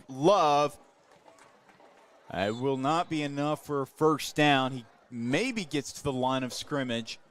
Maybe gets a yard there, so let's call it 3rd and 3. Fourth and 2. Yeah, fourth and 3. 4th and 3 now. Fourth and 3. That brings up another 4th down for the Lions. And they're going to punt the football. Oh my goodness! Again, what is this? Their 4th or 5th punt of the first half. And And the other part of it is they aren't really flipping the field. Wait, no, they're going for it. They're going for it. Interesting. All right, and it's going to be another Senator timeout. Their second timeout taken of the first half, and this is the second time that they have taken a timeout with that similar formation, bunched up, ready to run the football. Of course, the last time that the Lions used that formation did not go as planned. Caleb Doucette pretty much buried a man into the dirt after he was coming off the edge unblocked. And I imagine that the Lions are going to take this opportunity to maybe game plan against that happening a second time.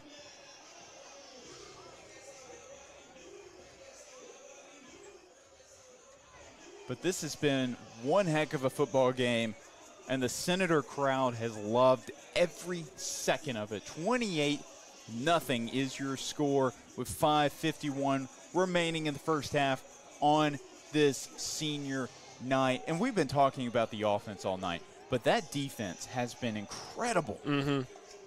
No, they have. You know, it's easy to talk about the offense when they're making explosive plays like that. The defense is making explosive plays of their own. They're getting in the backfield with Caleb Doucette on a huge fourth down play, making interceptions. This team is making plays all over the field, both sides of the ball. Man in formation, that's Johnny Bell. So Wildcat formation for the Lions. Going up the middle, and he won't have it. So the Senators get another stop. Fourth down stop. He maybe got a yard on the carry. But again, the Senators will have the football in excellent field position as they are set up at the Searcy 29-yard line. Holding strong, that's what this defense does. They do not give an inch. When that Searcy Lions team needs an inch, guess what? The Senator defense is not budging.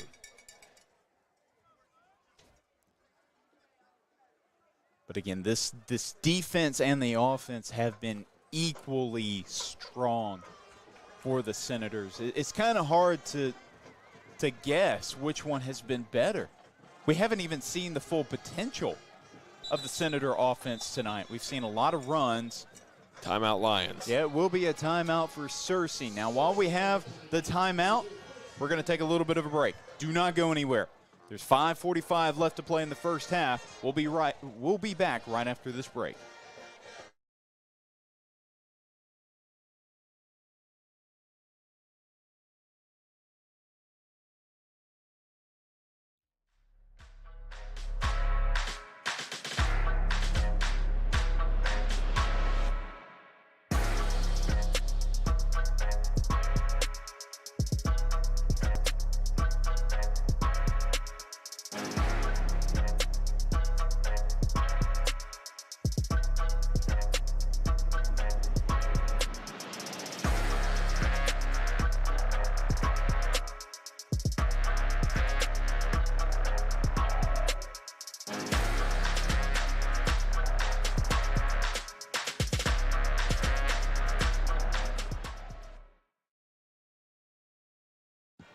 And we're back after that quick timeout, and the Senators have the ball at the 32-yard line. Great field position, and Jordan Thomas makes a man miss, and now he's all the way on the right side. Manages to get about 3 yards on that play.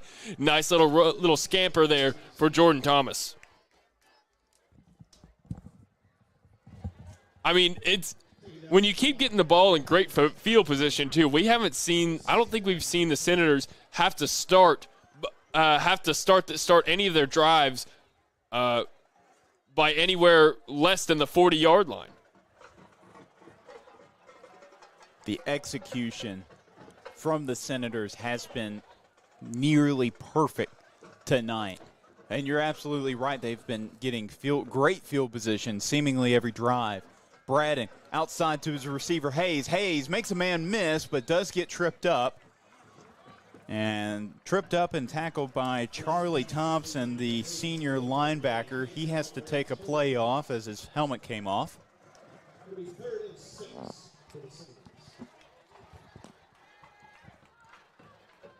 3rd and 6 from the 25. You know, and yeah, if you're watching at home, I know you can't see it, but we've got a packed house on this side Yes, of the field.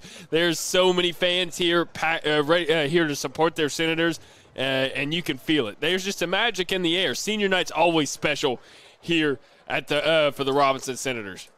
Braden rolls to his right, Deep looking ball. for the end zone. Todd, Oh, my God! What a catch by Jaden Todd! Touchdown, Senators! Oh, my goodness! Jaden Todd, the sophomore wide receiver, with his 11th catch of the year and his 3rd receiving touchdown. Call that a Sports Center top 10 play. My goodness, Jaden Todd, Yeah, just somehow keeps his feet in bounds and makes a spectacular catch around the defender. Just amazing play right there for both the Tyson Braden on the throw and Jaden Todd with the catch. How's that for just your 11th catch of the season?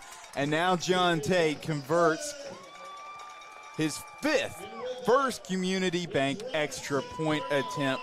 If that is not on the news in the morning or tonight when it hits 10 o'clock, I'm probably going to riot. That was a phenomenal catch with his offhand with the defense. I'm surprised there wasn't even a penalty on the play. Steve Sullivan, if you are watching this, Mr. Sullivan, please, you got to give a shout out to the Senators. Even though there's a lot of great plays that could be on the news already. There's so many explosive plays happening for this offense and defense, but that right there has definitely been the best one so far, I think. And there is still 4 minutes to play in this first half, and the Senators against a team who has a solid defense, but a team that has had one of the best offenses in the state of Arkansas have a 5-touchdown lead. Wow. What a game. What a game. Gotta love high school football. Gotta love Senator football. You know, you get 3 touchdowns on the ground. You got 4 touchdowns on the ground. You got to get one in the air too to really show your versatility on offense. And Tate's going to boot that to the middle of the end zone, and the Lions will set up shop at the 20-yard line. I was watching that play. I was watching Jaden Todd looking up at the ball. I was like, no way he catches this. How is this going to get knocked down? And somehow he gets away from the defender and manages to catch it and keep his feet in bounds on top of that. And I think he had 2 feet in bounds. That's a catch in the NFL for you. Jaden Todd has had a really good sophomore season. He makes plays on both sides of the football.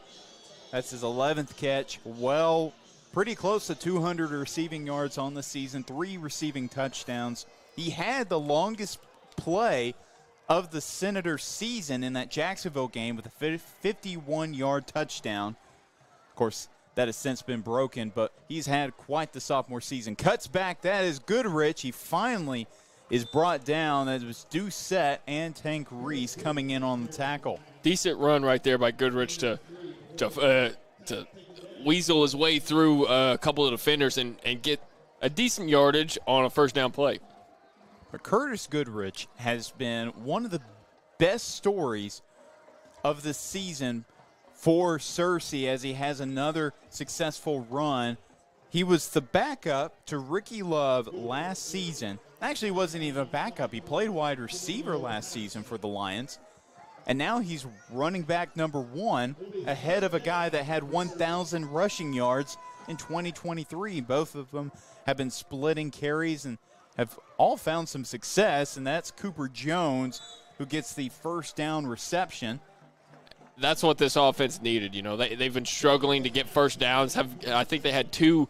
They've had 2 now, back-to-back 3 and outs. So getting that first down is big for this offense to try to get some momentum and get on the board before halftime. Hand off to Goodrich. Goodrich, he's dragged down by Tank Reese. Dominio Patterson also there to make sure he stays down. The Lions still pushing the tempo here. They slow it down just a tiny bit, giving their offense a chance to catch their breath. They have plenty of time. They might just drain the clock for the rest of the quarter. Another handoff to Goodrich, and another very short gain, maybe 2 yards on the second down carry. So that brings up 3rd and 5. And, we have not talked enough about the Senator defense and how they've been able to stop the Searcy rushing attack. I mean, that is one of their calling cards. They're traditionally known as a passing offense, and they do have a very good passing offense. But their rushing attack with 2 great all-conference caliber running backs just has not worked so far tonight. As Johnny Bell, he's going for his receiver. Oh, yeah. And immediately blown up by, guess who? Michael Hayes. Michael Hayes all over it, read it from the get-go, and gets a tackle for loss. And so that brings up another 4th down for the Lions, and they still haven't crossed the 50. Still haven't crossed the 50-yard line on offense yet. And well, actually, that did happen one time. Well, when they recovered a fumble. Yeah, right, that is true. Yeah, that is true. Their offense hasn't crossed it yet. And then they threw an interception that very next play. Yeah, so yeah. Tonight has not been a great night for the Searcy football team, and looks like the Senators are going to take their final timeout of the first half. They will have the football. Well, potentially. The Lions still have to punt this football away. I already have I'm picturing something in my head right now, and it's, I when I said Jordan Thomas is due, we're going to see a big run, and then what I'm going to do is I'm going to put that little clip, and then I'm going to go to one of those SpongeBob things where it's like 2 minutes later, and then I'm going to show I'm going to show it. I've already got it in my head. Yeah, that sums it up. The offense has been clicking quickly for the Senators. And here's Quade King on to punt the football away. That one's a high. Really doesn't have a lot of spin there. It kind of looked like a Senator touched the football, but that took a Senator bounce right there. I mean, that's just unlucky. It is not the Lions' night so far here. So far, I mean, they punt that ball away. It hits the 40, and it bounces like 6 yards in the wrong direction for them. Things are not going their way, and if they want to try to get in this ball game, they need someone to make a big play. Now I have to ask, at what point in this game do you decide, let's go ahead and bring in the second team offense? I mean, how much better can this first team offense be? I would say bring in your backups. Let them have some time against a very good 5A Central defense. Hey, quick thing. Let me jump in real quick. So a couple of the other scores around our network. Sylvan Hills trails Jonesboro 742. Parkview's leading Magnolia 21-0. Oh, my gosh. Oh, my Look goodness. at him go. Malachi Muhammad. Oh, I thought Man, that was I just need to quit talking. Yeah. or maybe keep talking. And maybe that's why they score. And then Maumelle leads Whitehall 35-0. That's a couple of our scores. Oh, and Mills is also leading Little Rock Hall 34-0. So a lot of our teams are, and some of our other networks are getting some big wins here tonight. Outside to the receiver, and that's Michael Hayes on the reception. Good job by Hayes to hold on to that football. Yep, the hit came, and the Senators looking Lion-esque. They are pushing the tempo. They have plenty of time on the clock with 1:17 left to play in the first half. They slow it down, catch their breath, and Braden looks to his left side. He's got Caden Pettis for the first time tonight. Look at him go! Caden Pettis!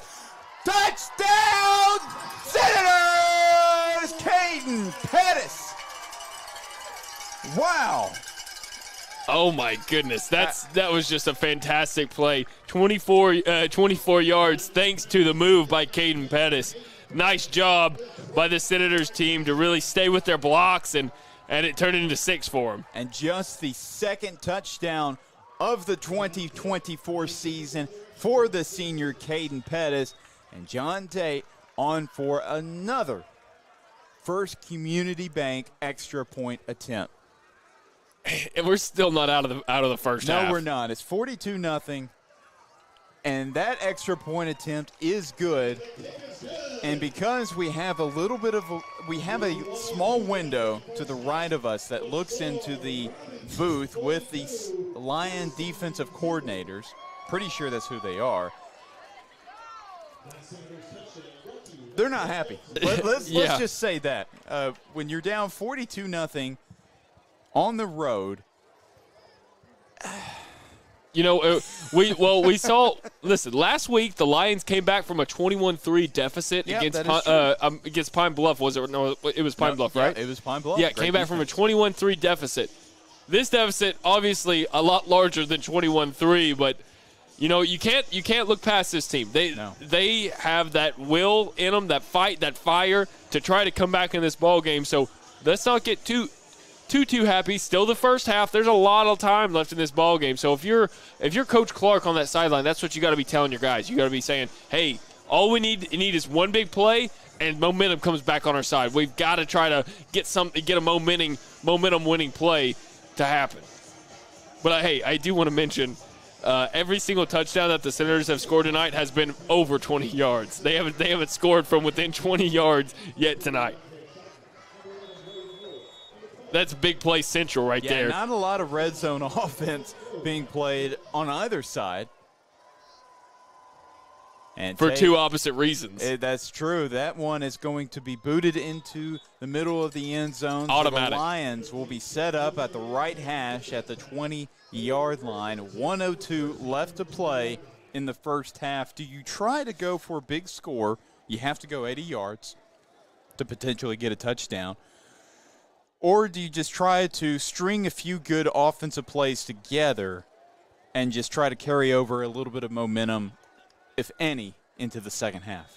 If I'm the coach, and by all means, I don't make the best decisions. This just is in my head. The Senators don't have any timeouts. I think you try to throw maybe like 2 deep bombs and then run it right here. Oh, run it up the middle. I don't think they were expecting it, and it fools the defense. They get a nice 9-yard pickup out of it. Yeah, that was Ricky Love on the carry, and the Lions still going with the up-tempo offense. Outside receiver, and a hit hard by Corey Crusterson. Bell was looking for Shockley again on that screen pass. I got to admit, those screen passes just have not been working tonight. They're not working. The Senators are all over it. The credit to their film study. They obviously recognize some of these formations and some of the ideas that this offense is trying to accomplish here, and they are not letting it happen.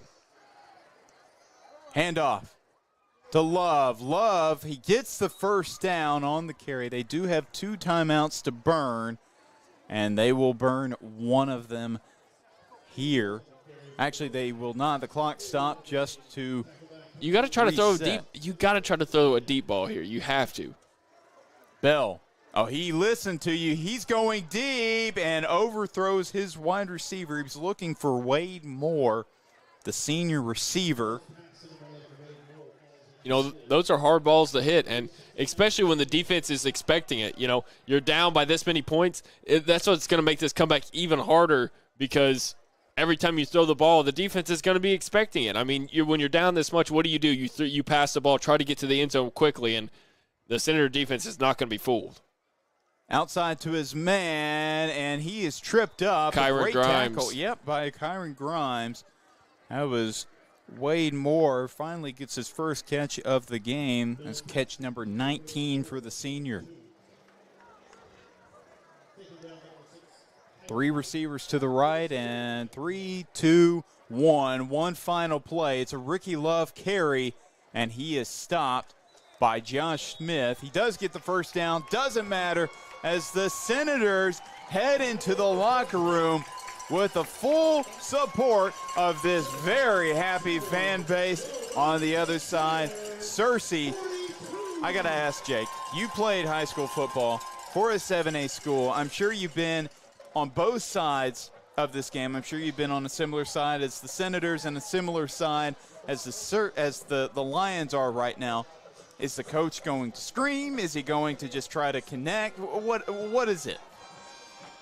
I mean, he might scream if they're making mistakes out there. I'm not really sure what their game plan was. I mean, other than them not picking up some blocks. Well, I mean, don't allow 42 points in the first half. You got to try to play your positions. You got to play. Do your job on defense. You can't lose track of what anybody else is doing. Do your job, and things will work out. And I'm sure that's what the defensive coordinator is going to be telling them at halftime, because it's just a few missed assignments that turn into 6 for the Senators. They have too many athletes on this side of the field for the Senators to be making mistakes. If one guy makes a mistake, you see what happens. They'll take it to the house on you. So that's what they're going to go in and tell their defense. You guys got to start doing your job, staying focused, and not making mistakes, because that's what happens. Now, for the offensive side of the ball, I'm not really sure what they were trying to go in there and accomplish. I mean, they've been running the ball decently well, nothing too hard. But on those little side screens, you got to get those receivers to pick up those blocks. Every time they don't pick up a block, they're leaving a man out just high and dry, and they're getting smoked by the Senator defense. So I'm not sure if there'll be a lot of yelling. I would expect not too much yelling and more, hey, guys, we got to focus, get together.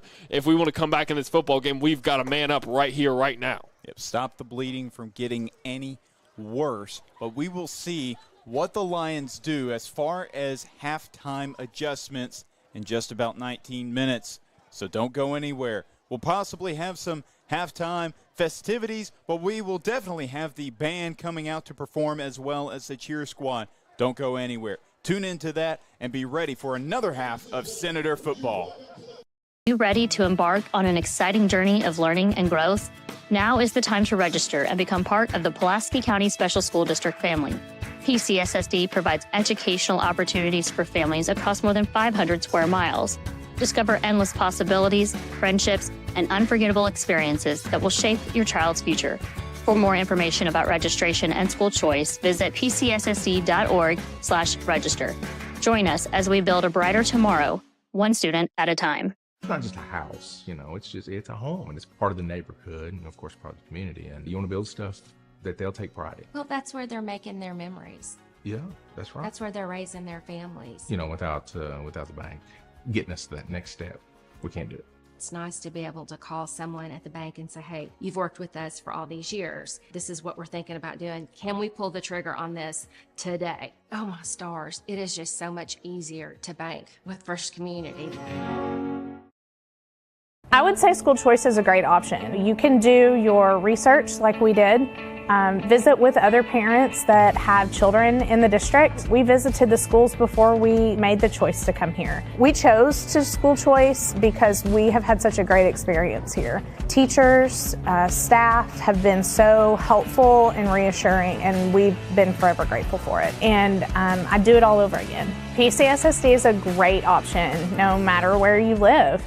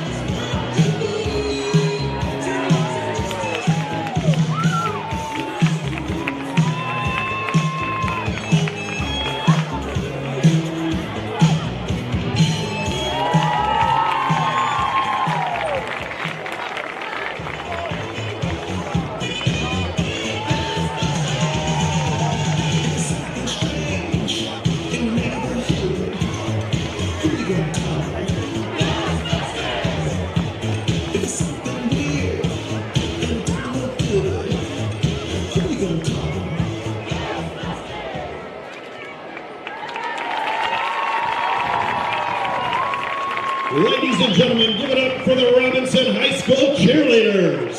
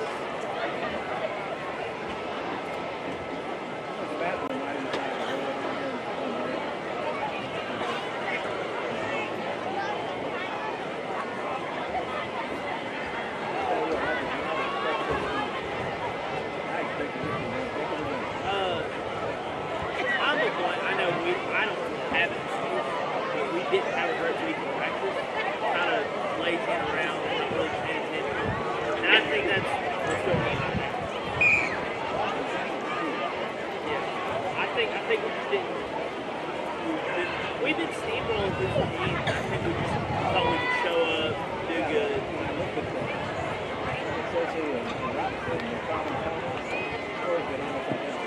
Yeah. That's why I got it. Could be. I mean, we are a second half team, so we could put up 30 points if Lord's willing.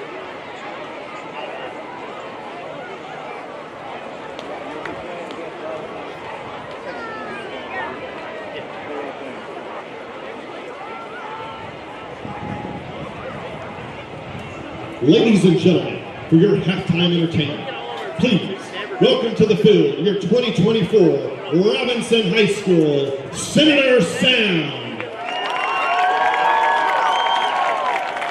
The band is under the direction of Ben Light and under the field command of senior drum makers Amaya Lockhart and Arden Carroll.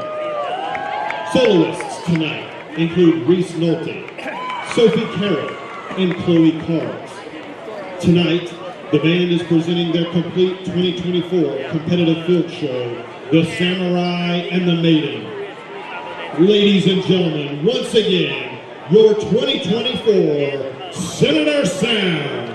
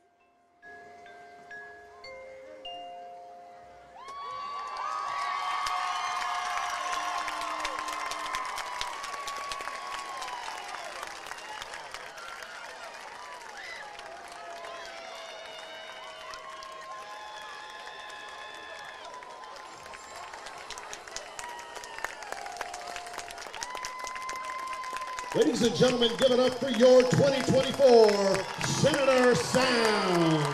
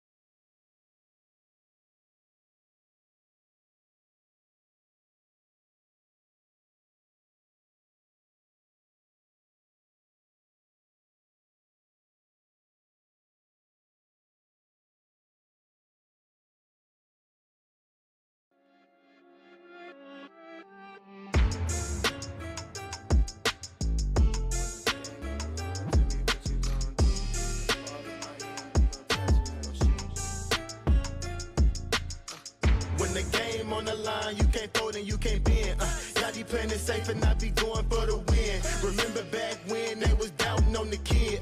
Now they tuned in cause my game too legit. Stayed down, remain humble, and I made it work. Crazy how I came out so clean from the dirt. We was using candles on the nights the lights ain't work. We ain't never going back to that and that I merged. Turn your back on me, the worst mistake you ever make. Keep my grass cut, gotta watch out for the snakes. If it's on my plate, best believe it's getting 8. I'm falling like I'm Kobe 33 before the 8. I just want the rings and the medals and the trophies. I want the Kardashians and Jenner so I know me. I wanna take a Uber to the hills to visit Chloe. I want the floor seats cause I'm tired of the nosebleed. When the game on the line, you can't fold and you can't bend. Y'all be playing it safe and I be going for the win. Remember back when they was doubting on the kid. Now they tuned in cause my game too legit. I feel like I'm Scottie Pippen, putting on the work but they don't give me no recognition. Basically the league's MVP but the P is missing. I'm the most valuable but sometimes they tend to forget it. I live my life on the edge but my back against the wall. I make sure my shoes lace cause who gon' catch me if I fall against the odds, but I'ma beat them all. I used to have a lot of friends, I never thought my day one circle be this small, but who needs love if it's fake love? I'm trying to shine like the diamonds on Mike's glove. Get in my way and you gon' feel it just like Mike's glove. I'm trying to go from burnt rugs to the red rugs. That's facts. When the game on the line, you can't fold and you can't bend. Y'all be playing it safe and I be going for the win. Remember back when they was doubting on the kid. Now they tuned in cause my game too legit. Who gon' stop me now? I'm on the road, let me know. Who gon' stop me now? Who gon' stop me now? Who gon' stop me now? I'm on the road, let me know. Who gon' stop me now? Gang, gang. When the game on the line, you can't fold and you can't bend. Y'all be playing it safe and I be going for the win. Remember back when they was doubting on the kid. Now they tuned in cause my game too legit. When the game on the line, you can't fold and you can't bend. Y'all be playing it safe and I be going for the win. Remember back when they was doubting on the kid. Now they tuned in cause my game too legit.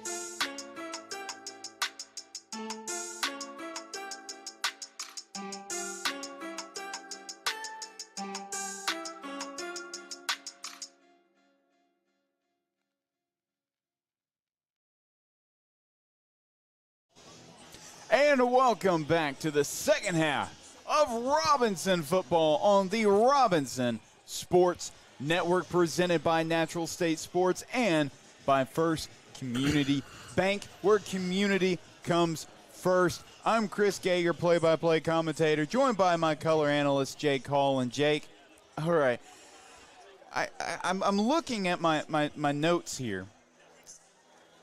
That says 6-1, right? For Searcy. Yeah, Searcy 6-1, coming into Charlie George Stadium to face another 6-1 club in Joe T. Robinson, and the score is 42-0 in favor of the hometown Senators. What has gone wrong for Searcy? You know, I think I don't think that they've done too much wrong. I think the Senators are just doing a lot right. Yeah. I think the Senators came out in this game ready to play, focused, and ready to execute. They've executed at every facet of the game, both sides of the ball, and really have taken advantage of their momentum. It just kept piling on. Sometimes when it rains, it pours, and that's how it feels right now for the Lions on that others across the field.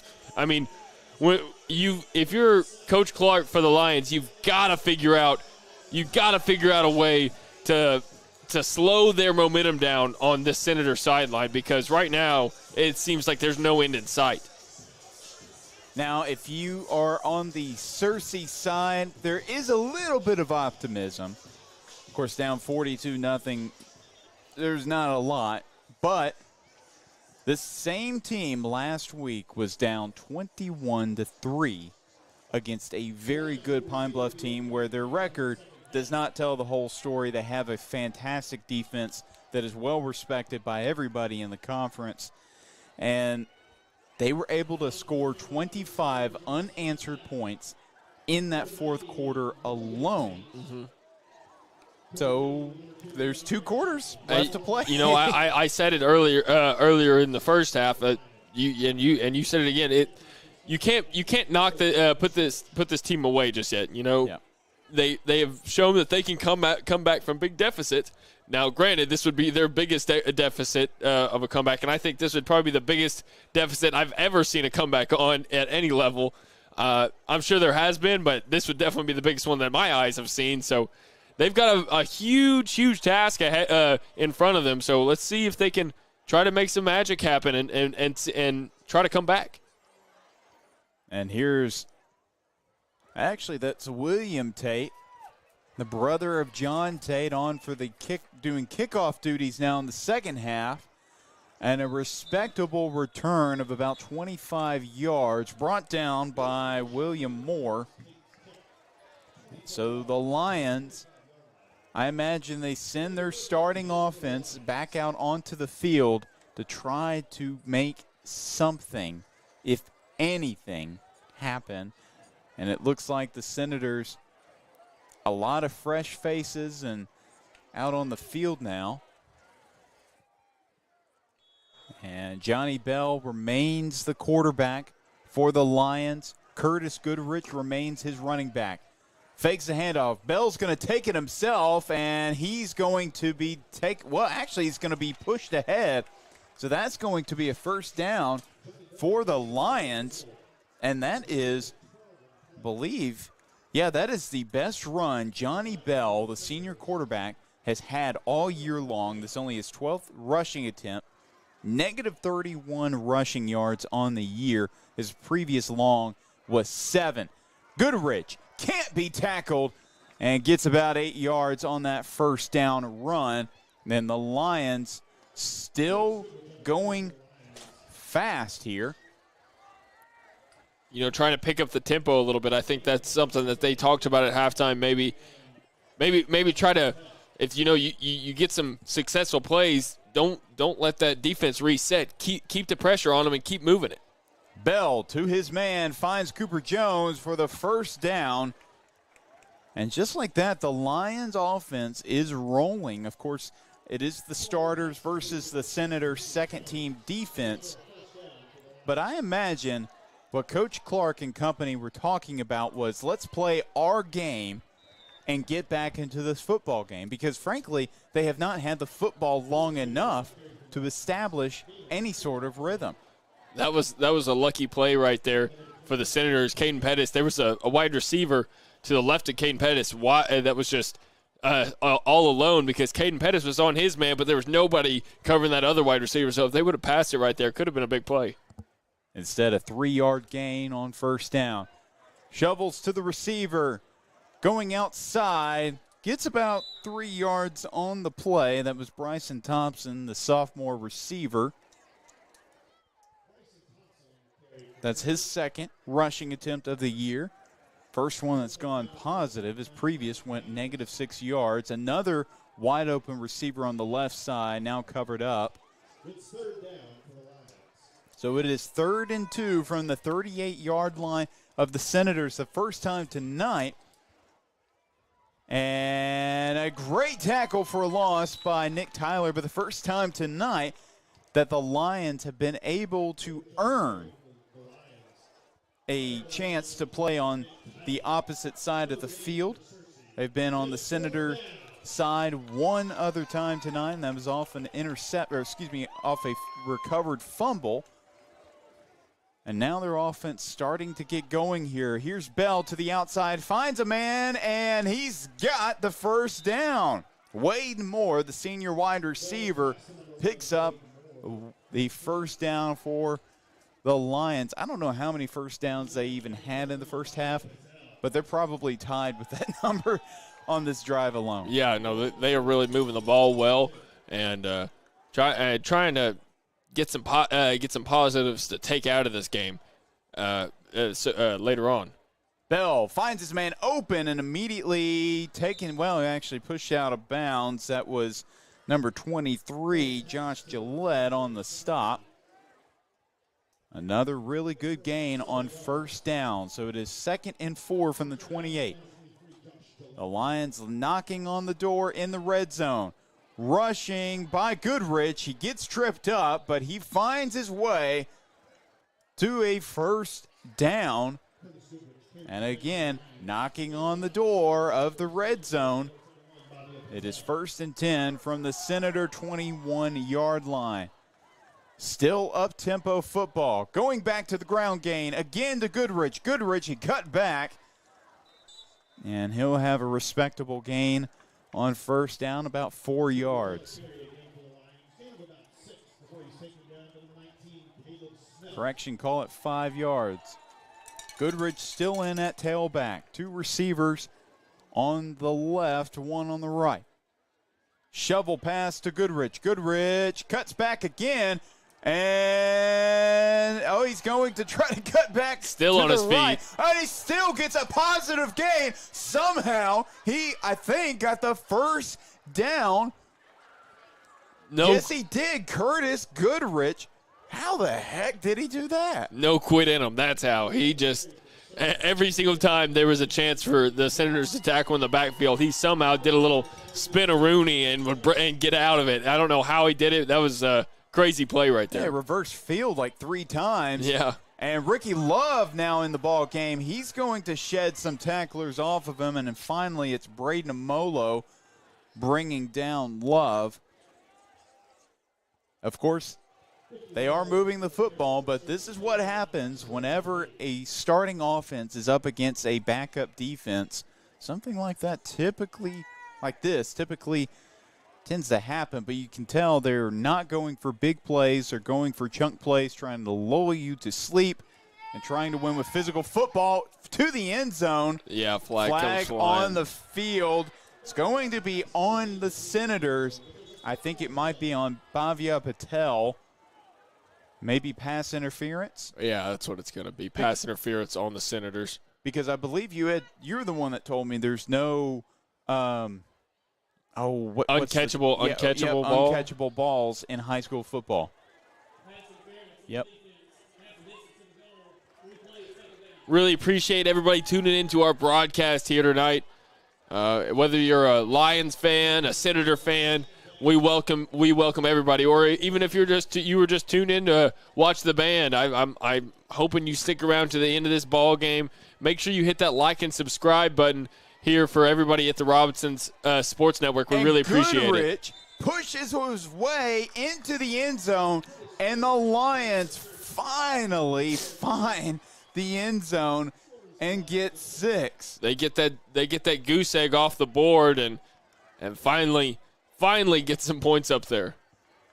It has been a long time coming, and now Cooper Jones plays wide receiver and kicker, set to kick this one away. He's only missed 1 extra point this season. Now he is on for the first Community Bank extra point attempt. Snap is a rough one, but he still is able to get it to go through. So Cooper Jones adds 1 more to the score for a first Community Bank extra point, where community comes first. You know, we got an awesome night of sports here on a Friday night. We got the Senators out here on Friday night under the lights. We've got the Hogs playing Kansas up in Fayetteville in an exhibition basketball game, and you got the Yankees-Dodgers, probably one of the better World Series matchups I've heard. Now listen, I'm a Red Sox fan, so I'll just keep my mouth shut about the Yankees, but the Dodgers is a very talented club, so that's probably what I'm going to turn on as soon as I leave this booth. Well, speaking of some other great action, there's a lot of scores from around the state and within the PCSSD. So Sylvan Hills trailing 14-49 at home against Jonesboro. Parkview with a 21-0 lead at halftime against Magnolia. Whitehall trailing 0-42 to Maumelle at Maumelle, so very similar, as that's going to be a pooch kick and fumbled but picked up by Cunningham. That's a big game right there for Maumelle. That's a really boost their season, probably boost their excitement in that locker room to try to as they look to take on their next 2 opponents to cap off the season. That's a big win for them. And the final game in the PCSSD and in the Natural State Sports Network is Mills with a 34-0 lead over Little Rock Hall at the half. You know, our co-worker, Mr. Steve Henson, has got to have a big smile on his face looking at that score for the Hornets over there. And Reed Simpson comes on at the helm for the Senators. It's just his third appearance this season as the backup quarterback. Is that Cunningham in the backfield? Yes, that is Bryce Young Cunningham. Let's see if he can find the end zone.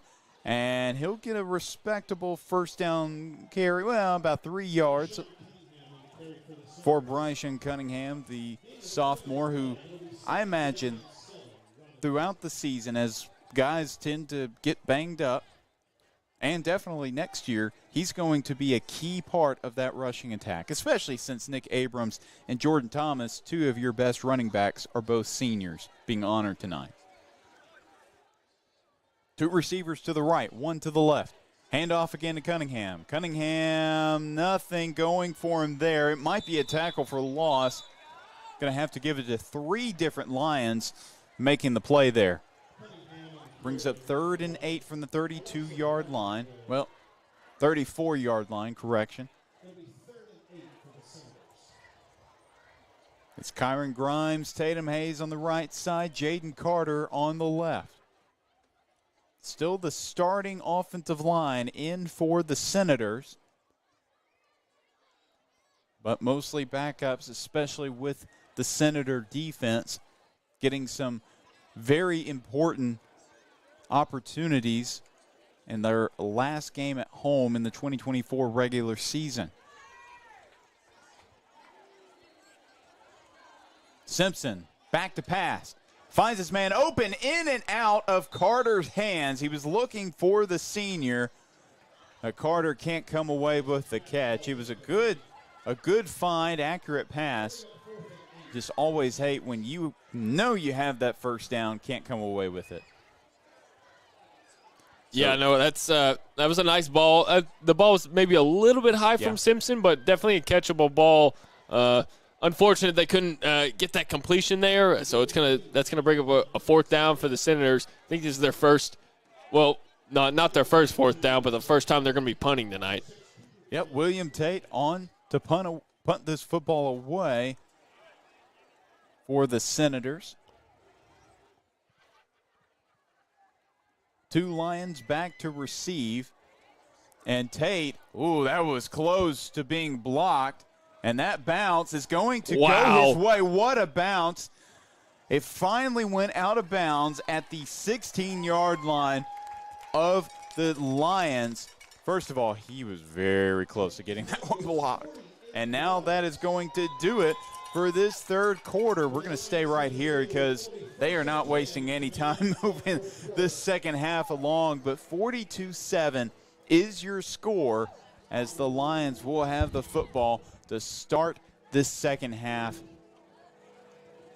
But, of course, the clock remains running, obviously not right now, but has remained running for the entire third quarter and will continue to run for the entire fourth quarter unless the Lions can somehow maybe get another score and maybe try to cut into this 5-touchdown lead that the Senators have built. And, of course, Robinson has been playing a lot of new players that don't see the field all that often. And actually one that I'm spying on the field right now, number 45, Elijah Raymond. And as far as I can tell, this is his first appearance of his varsity career. Who's this? Elijah Raymond, one of the reserve defensive linemen, number 45, yet to play this year.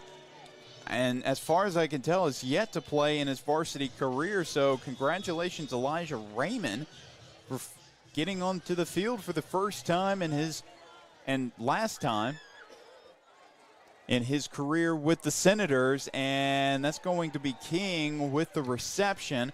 Wrapped up, tackled by number 36, Demetrius Battle, the sophomore defensive back. The Lions continue to speed up the tempo. Hand off to Goodrich. Goodrich cuts back getting through a whole bunch of Senator defenders, plows a couple, and comes away with a very nice first down run. The Lions definitely not quitting here. They are wanting to find their way back into this football game.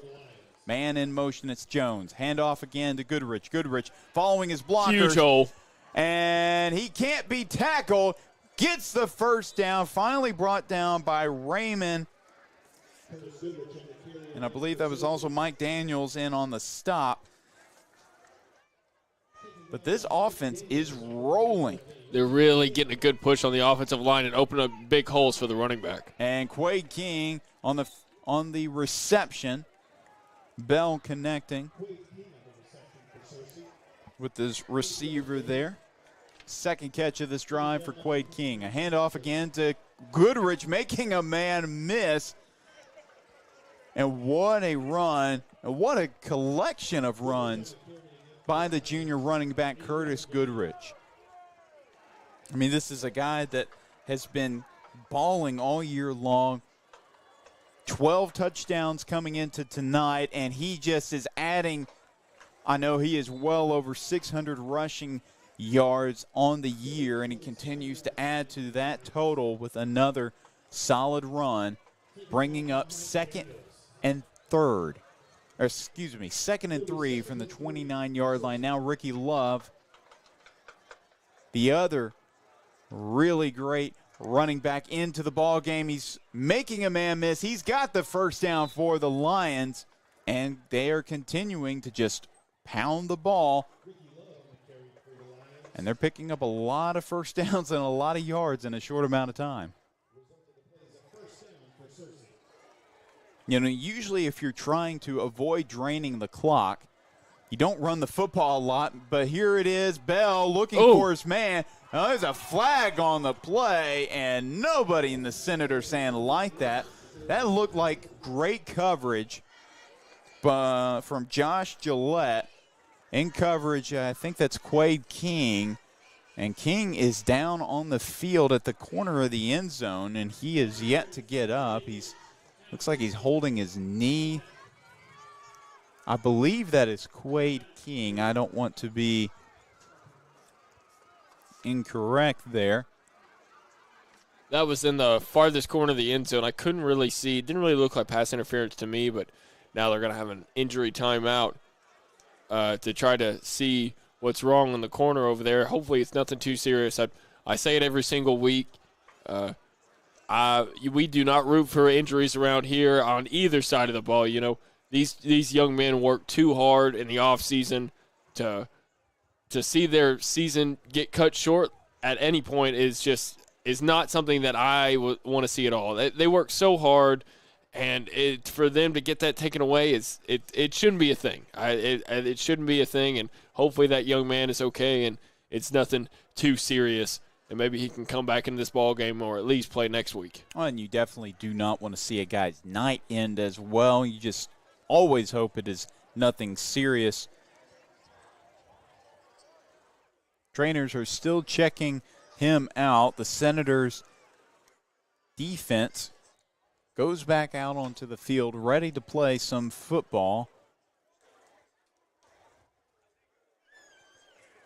But I do believe that is Quade King. He's been punting and receiving tonight for the Lions, a 6'7" wide receiver.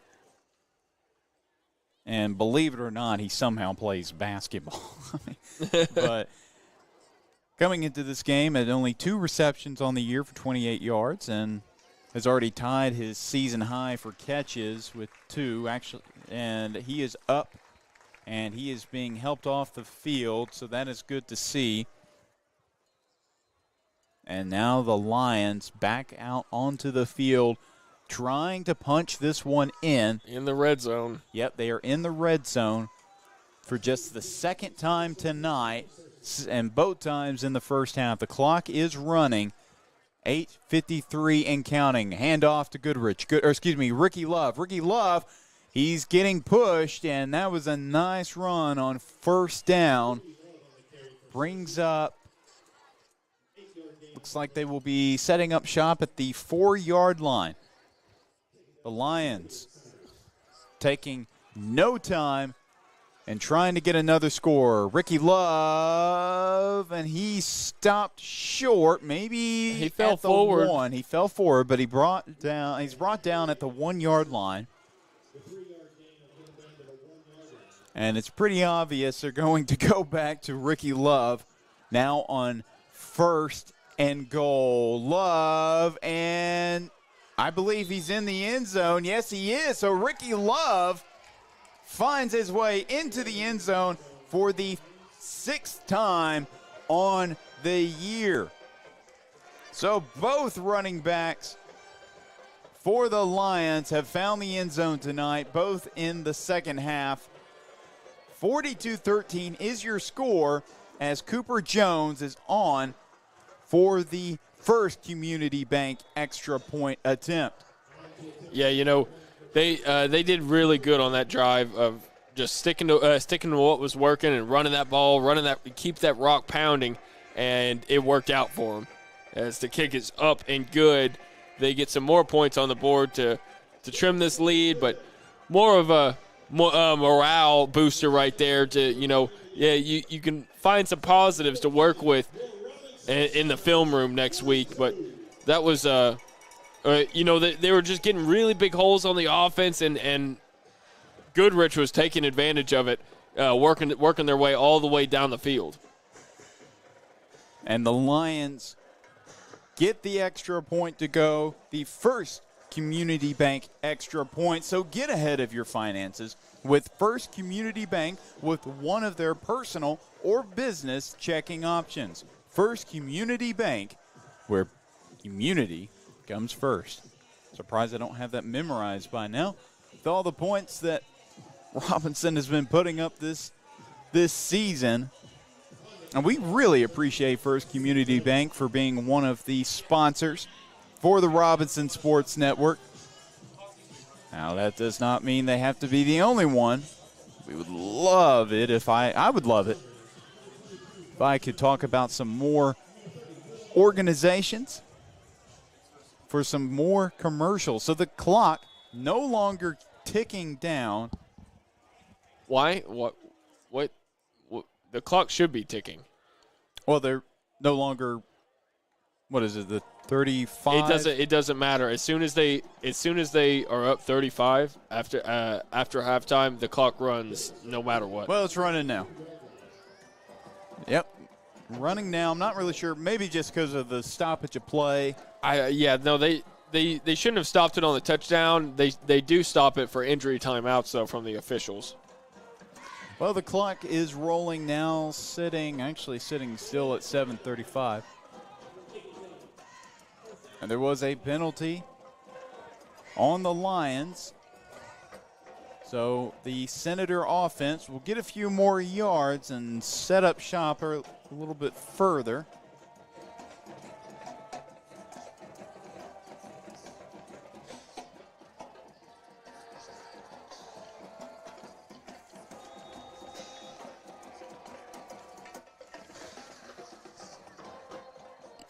(42-14) is your score with 7:25 remaining in this ball game. Reed Simpson and the offense coming out onto the field. Darnell Clark, his running back. Charles Petty, the receiver, to his left, man in motion. Simpson going outside. He's got Tatum Hayes. He had the sky for that catch, and he's got a nice first down catch and run. About 5-6 yards on that play. That'll be Hayes' second catch of the ball game. Petty still the receiver on the left side. Tatum Hayes, one of the receivers on the right, along with number 81 Carter Moffitt. And as far as I can tell, this is also his first appearance this season. Moffitt's in motion. Handoff to Clark, and he doesn't get a whole lot there. Push forward for maybe a yard.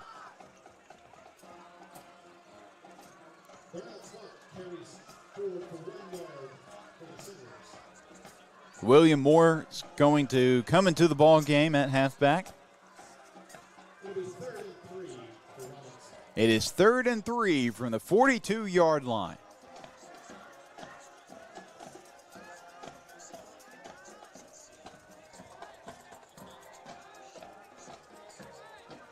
Senators taking their time here. 15 seconds left on the play clock.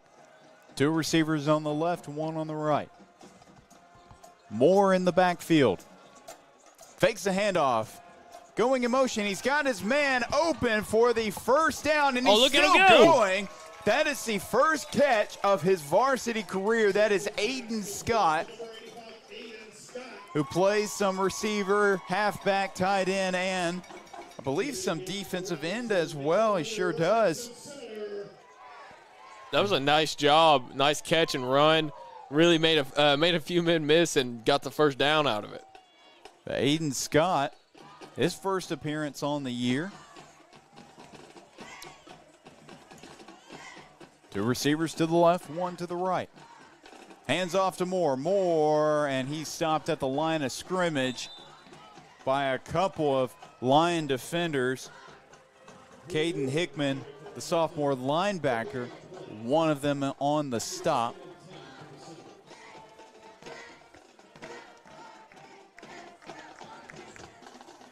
.445 left to play in this 4th quarter of action. The Senators still with a 42-14 lead over the visiting Searcy Lions.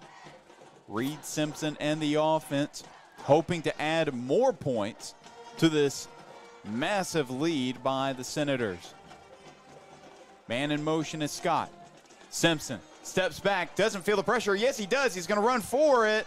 And he's brought down at the line of scrimmage, so no gain on that scramble attempt by the sophomore Simpson. Simpson's quick. I like how quick he is. You know, I expect some good things out of him come next season. If he gets a chance to show off his speed, I think he's going to be a really huge asset for the Senator offense. Since Tyson Braden, the Senators' starting quarterback, is a senior. Obviously, he will not be back next season. So it's possible and seems likely that Reese Simpson will be the starting quarterback next season. Of course, you never know with the trend. Oh, he's got a man wide open. It's Petty. And he hits him. Petty, touchdown, Senators. Oh, my goodness.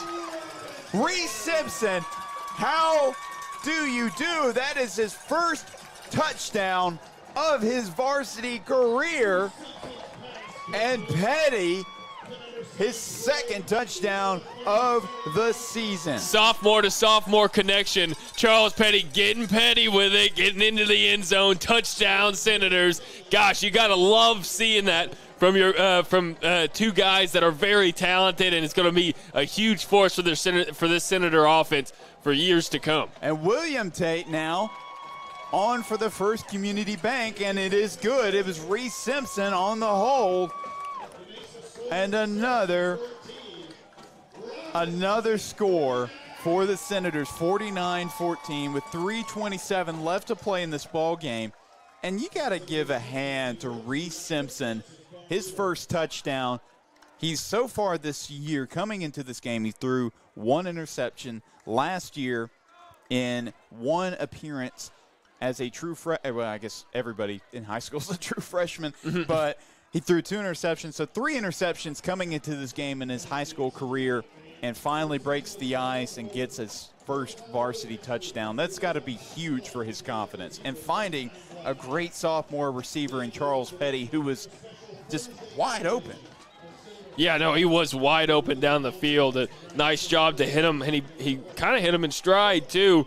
That's just something really nice to see if you're Coach Escola for the future. You know, having this type of talent in your depth is something that every coach loves to see. Well, and a lot of schools, a lot of high schools, typically they might have that one really good quarterback, but their backup just isn't that great. You basically become a running team with that quarterback. But Reese Simpson, he's got some good throwing fundamentals. He's got good mechanics and looked pretty confident on that throw. He did look confident. And now that one is being returned by Moore. Uplifted and brought down. Jake Witten, one of the Senators, in on the tackle. A little shout out to Jake Witten, one of the many sophomores on this team that's been trying to make an impact when he's been able to get in. He's played now, this is his 4th game of the season, but he had, coming into this game, had 5 tackles. It seems like every time I see number 29 on the field, he's out there making a tackle or doing something positive for the Senators, and that is how you get onto the football field, and he's making plays on special teams. That's definitely what you love to see. You know, every time I hear the name Witten, all I can think of is Jason Witten. I'm a 49ers fan, but that tight end was so prolific. That's all I can think about. Ooh, big hit by number 36, Demetrius Battle. Battle, man, coming in, battling for that tackle, and just lays the wood on him, man. Woo! Huge hit on James Johnson, the junior receiver. 2:12 remaining in this second half. It's actually a new quarterback in the game for the Lions. It's number 14, Andrew Adams. Whew! Adams coming into this game only had 1 incompletion on the year, 4 of 5 for 23 yards. Also had 1 touchdown.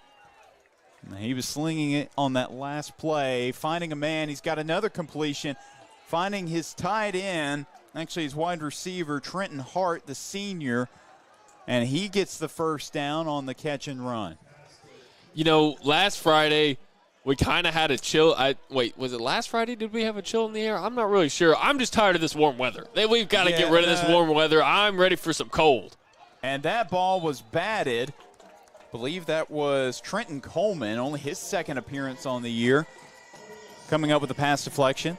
Actually, his first appearance was against Jacksonville, where he was able to record his first interception of his varsity career, coming up with a pass breakup there. Steps up, and that one in the dirt. Adams was looking for Hart in the middle of the field. He's got some heat on that ball, though. He's got some real power. If he can figure out how to get that accuracy down, that's going to be a weapon of an arm. Well, he's another sophomore quarterback, like the Senators have, a sophomore backing up their senior quarterback, and he'll be the quarterback of the future because this is Johnny Bell's last season as the starting quarterback for Searcy. And he's throwing that deep, and I think he led him a little bit too much to the sideline. He had a man open for a minute. I'm trying to see that number, but chased down by Trenton Coleman. And there is a flag on the field, and there's a Senator down on the field. I can't tell who that is. The clock stops at 19 seconds, so we're almost out of this one. But we're going to have to tend to this Robinson lineman, I believe is who it is.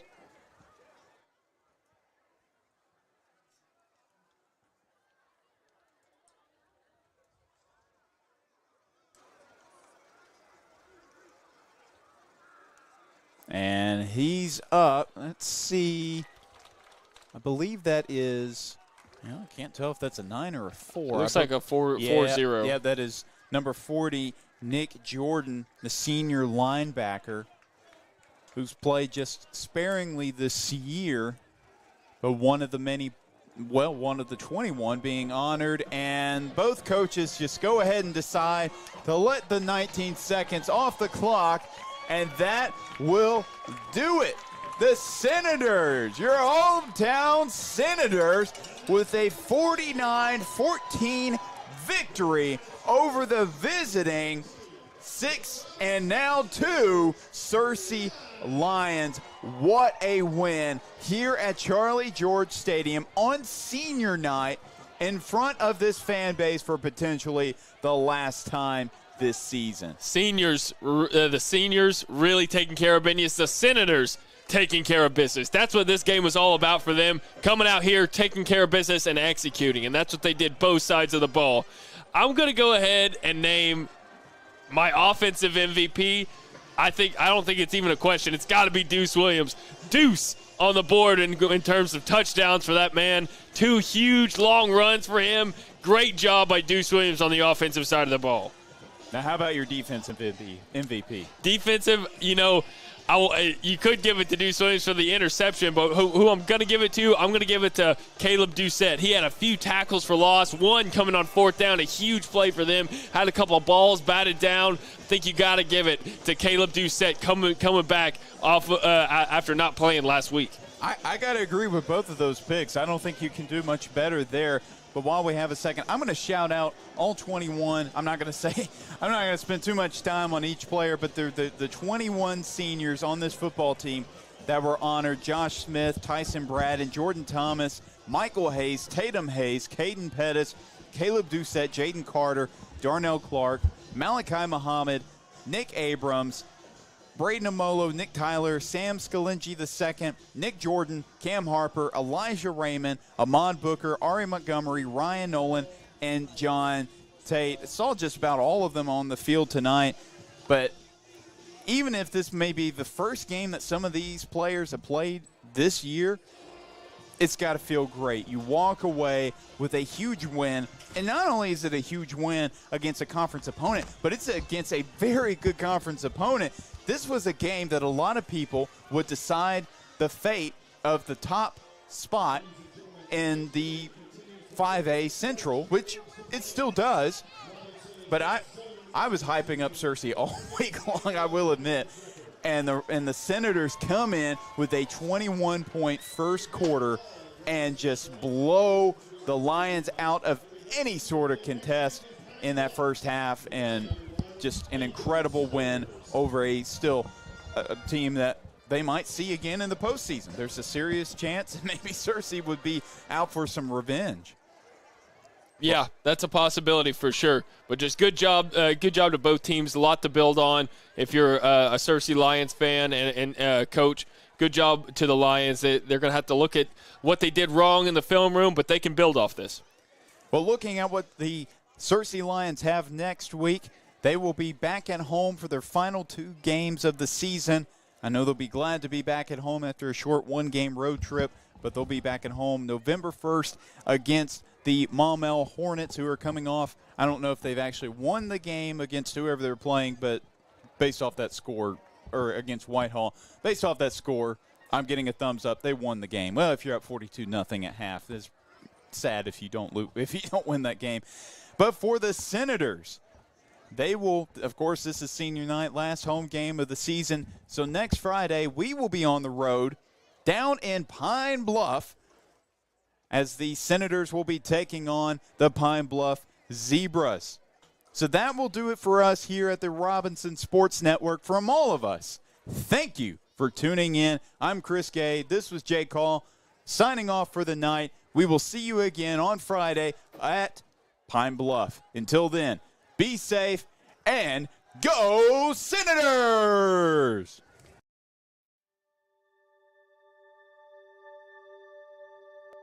Project Zero is a 501c3 nonprofit with one goal, and that is to have 0 kids in foster care waiting to be adopted. And we're hoping to have 0 kids waiting. That's our whole goal, Project Zero. It means no kid is forgotten, and there are people always fighting for kids to find their forever family, no matter how old they are. There's not awareness out there. I don't think people understand the need that we have here in our own state for these children who are wonderful children waiting for forever families.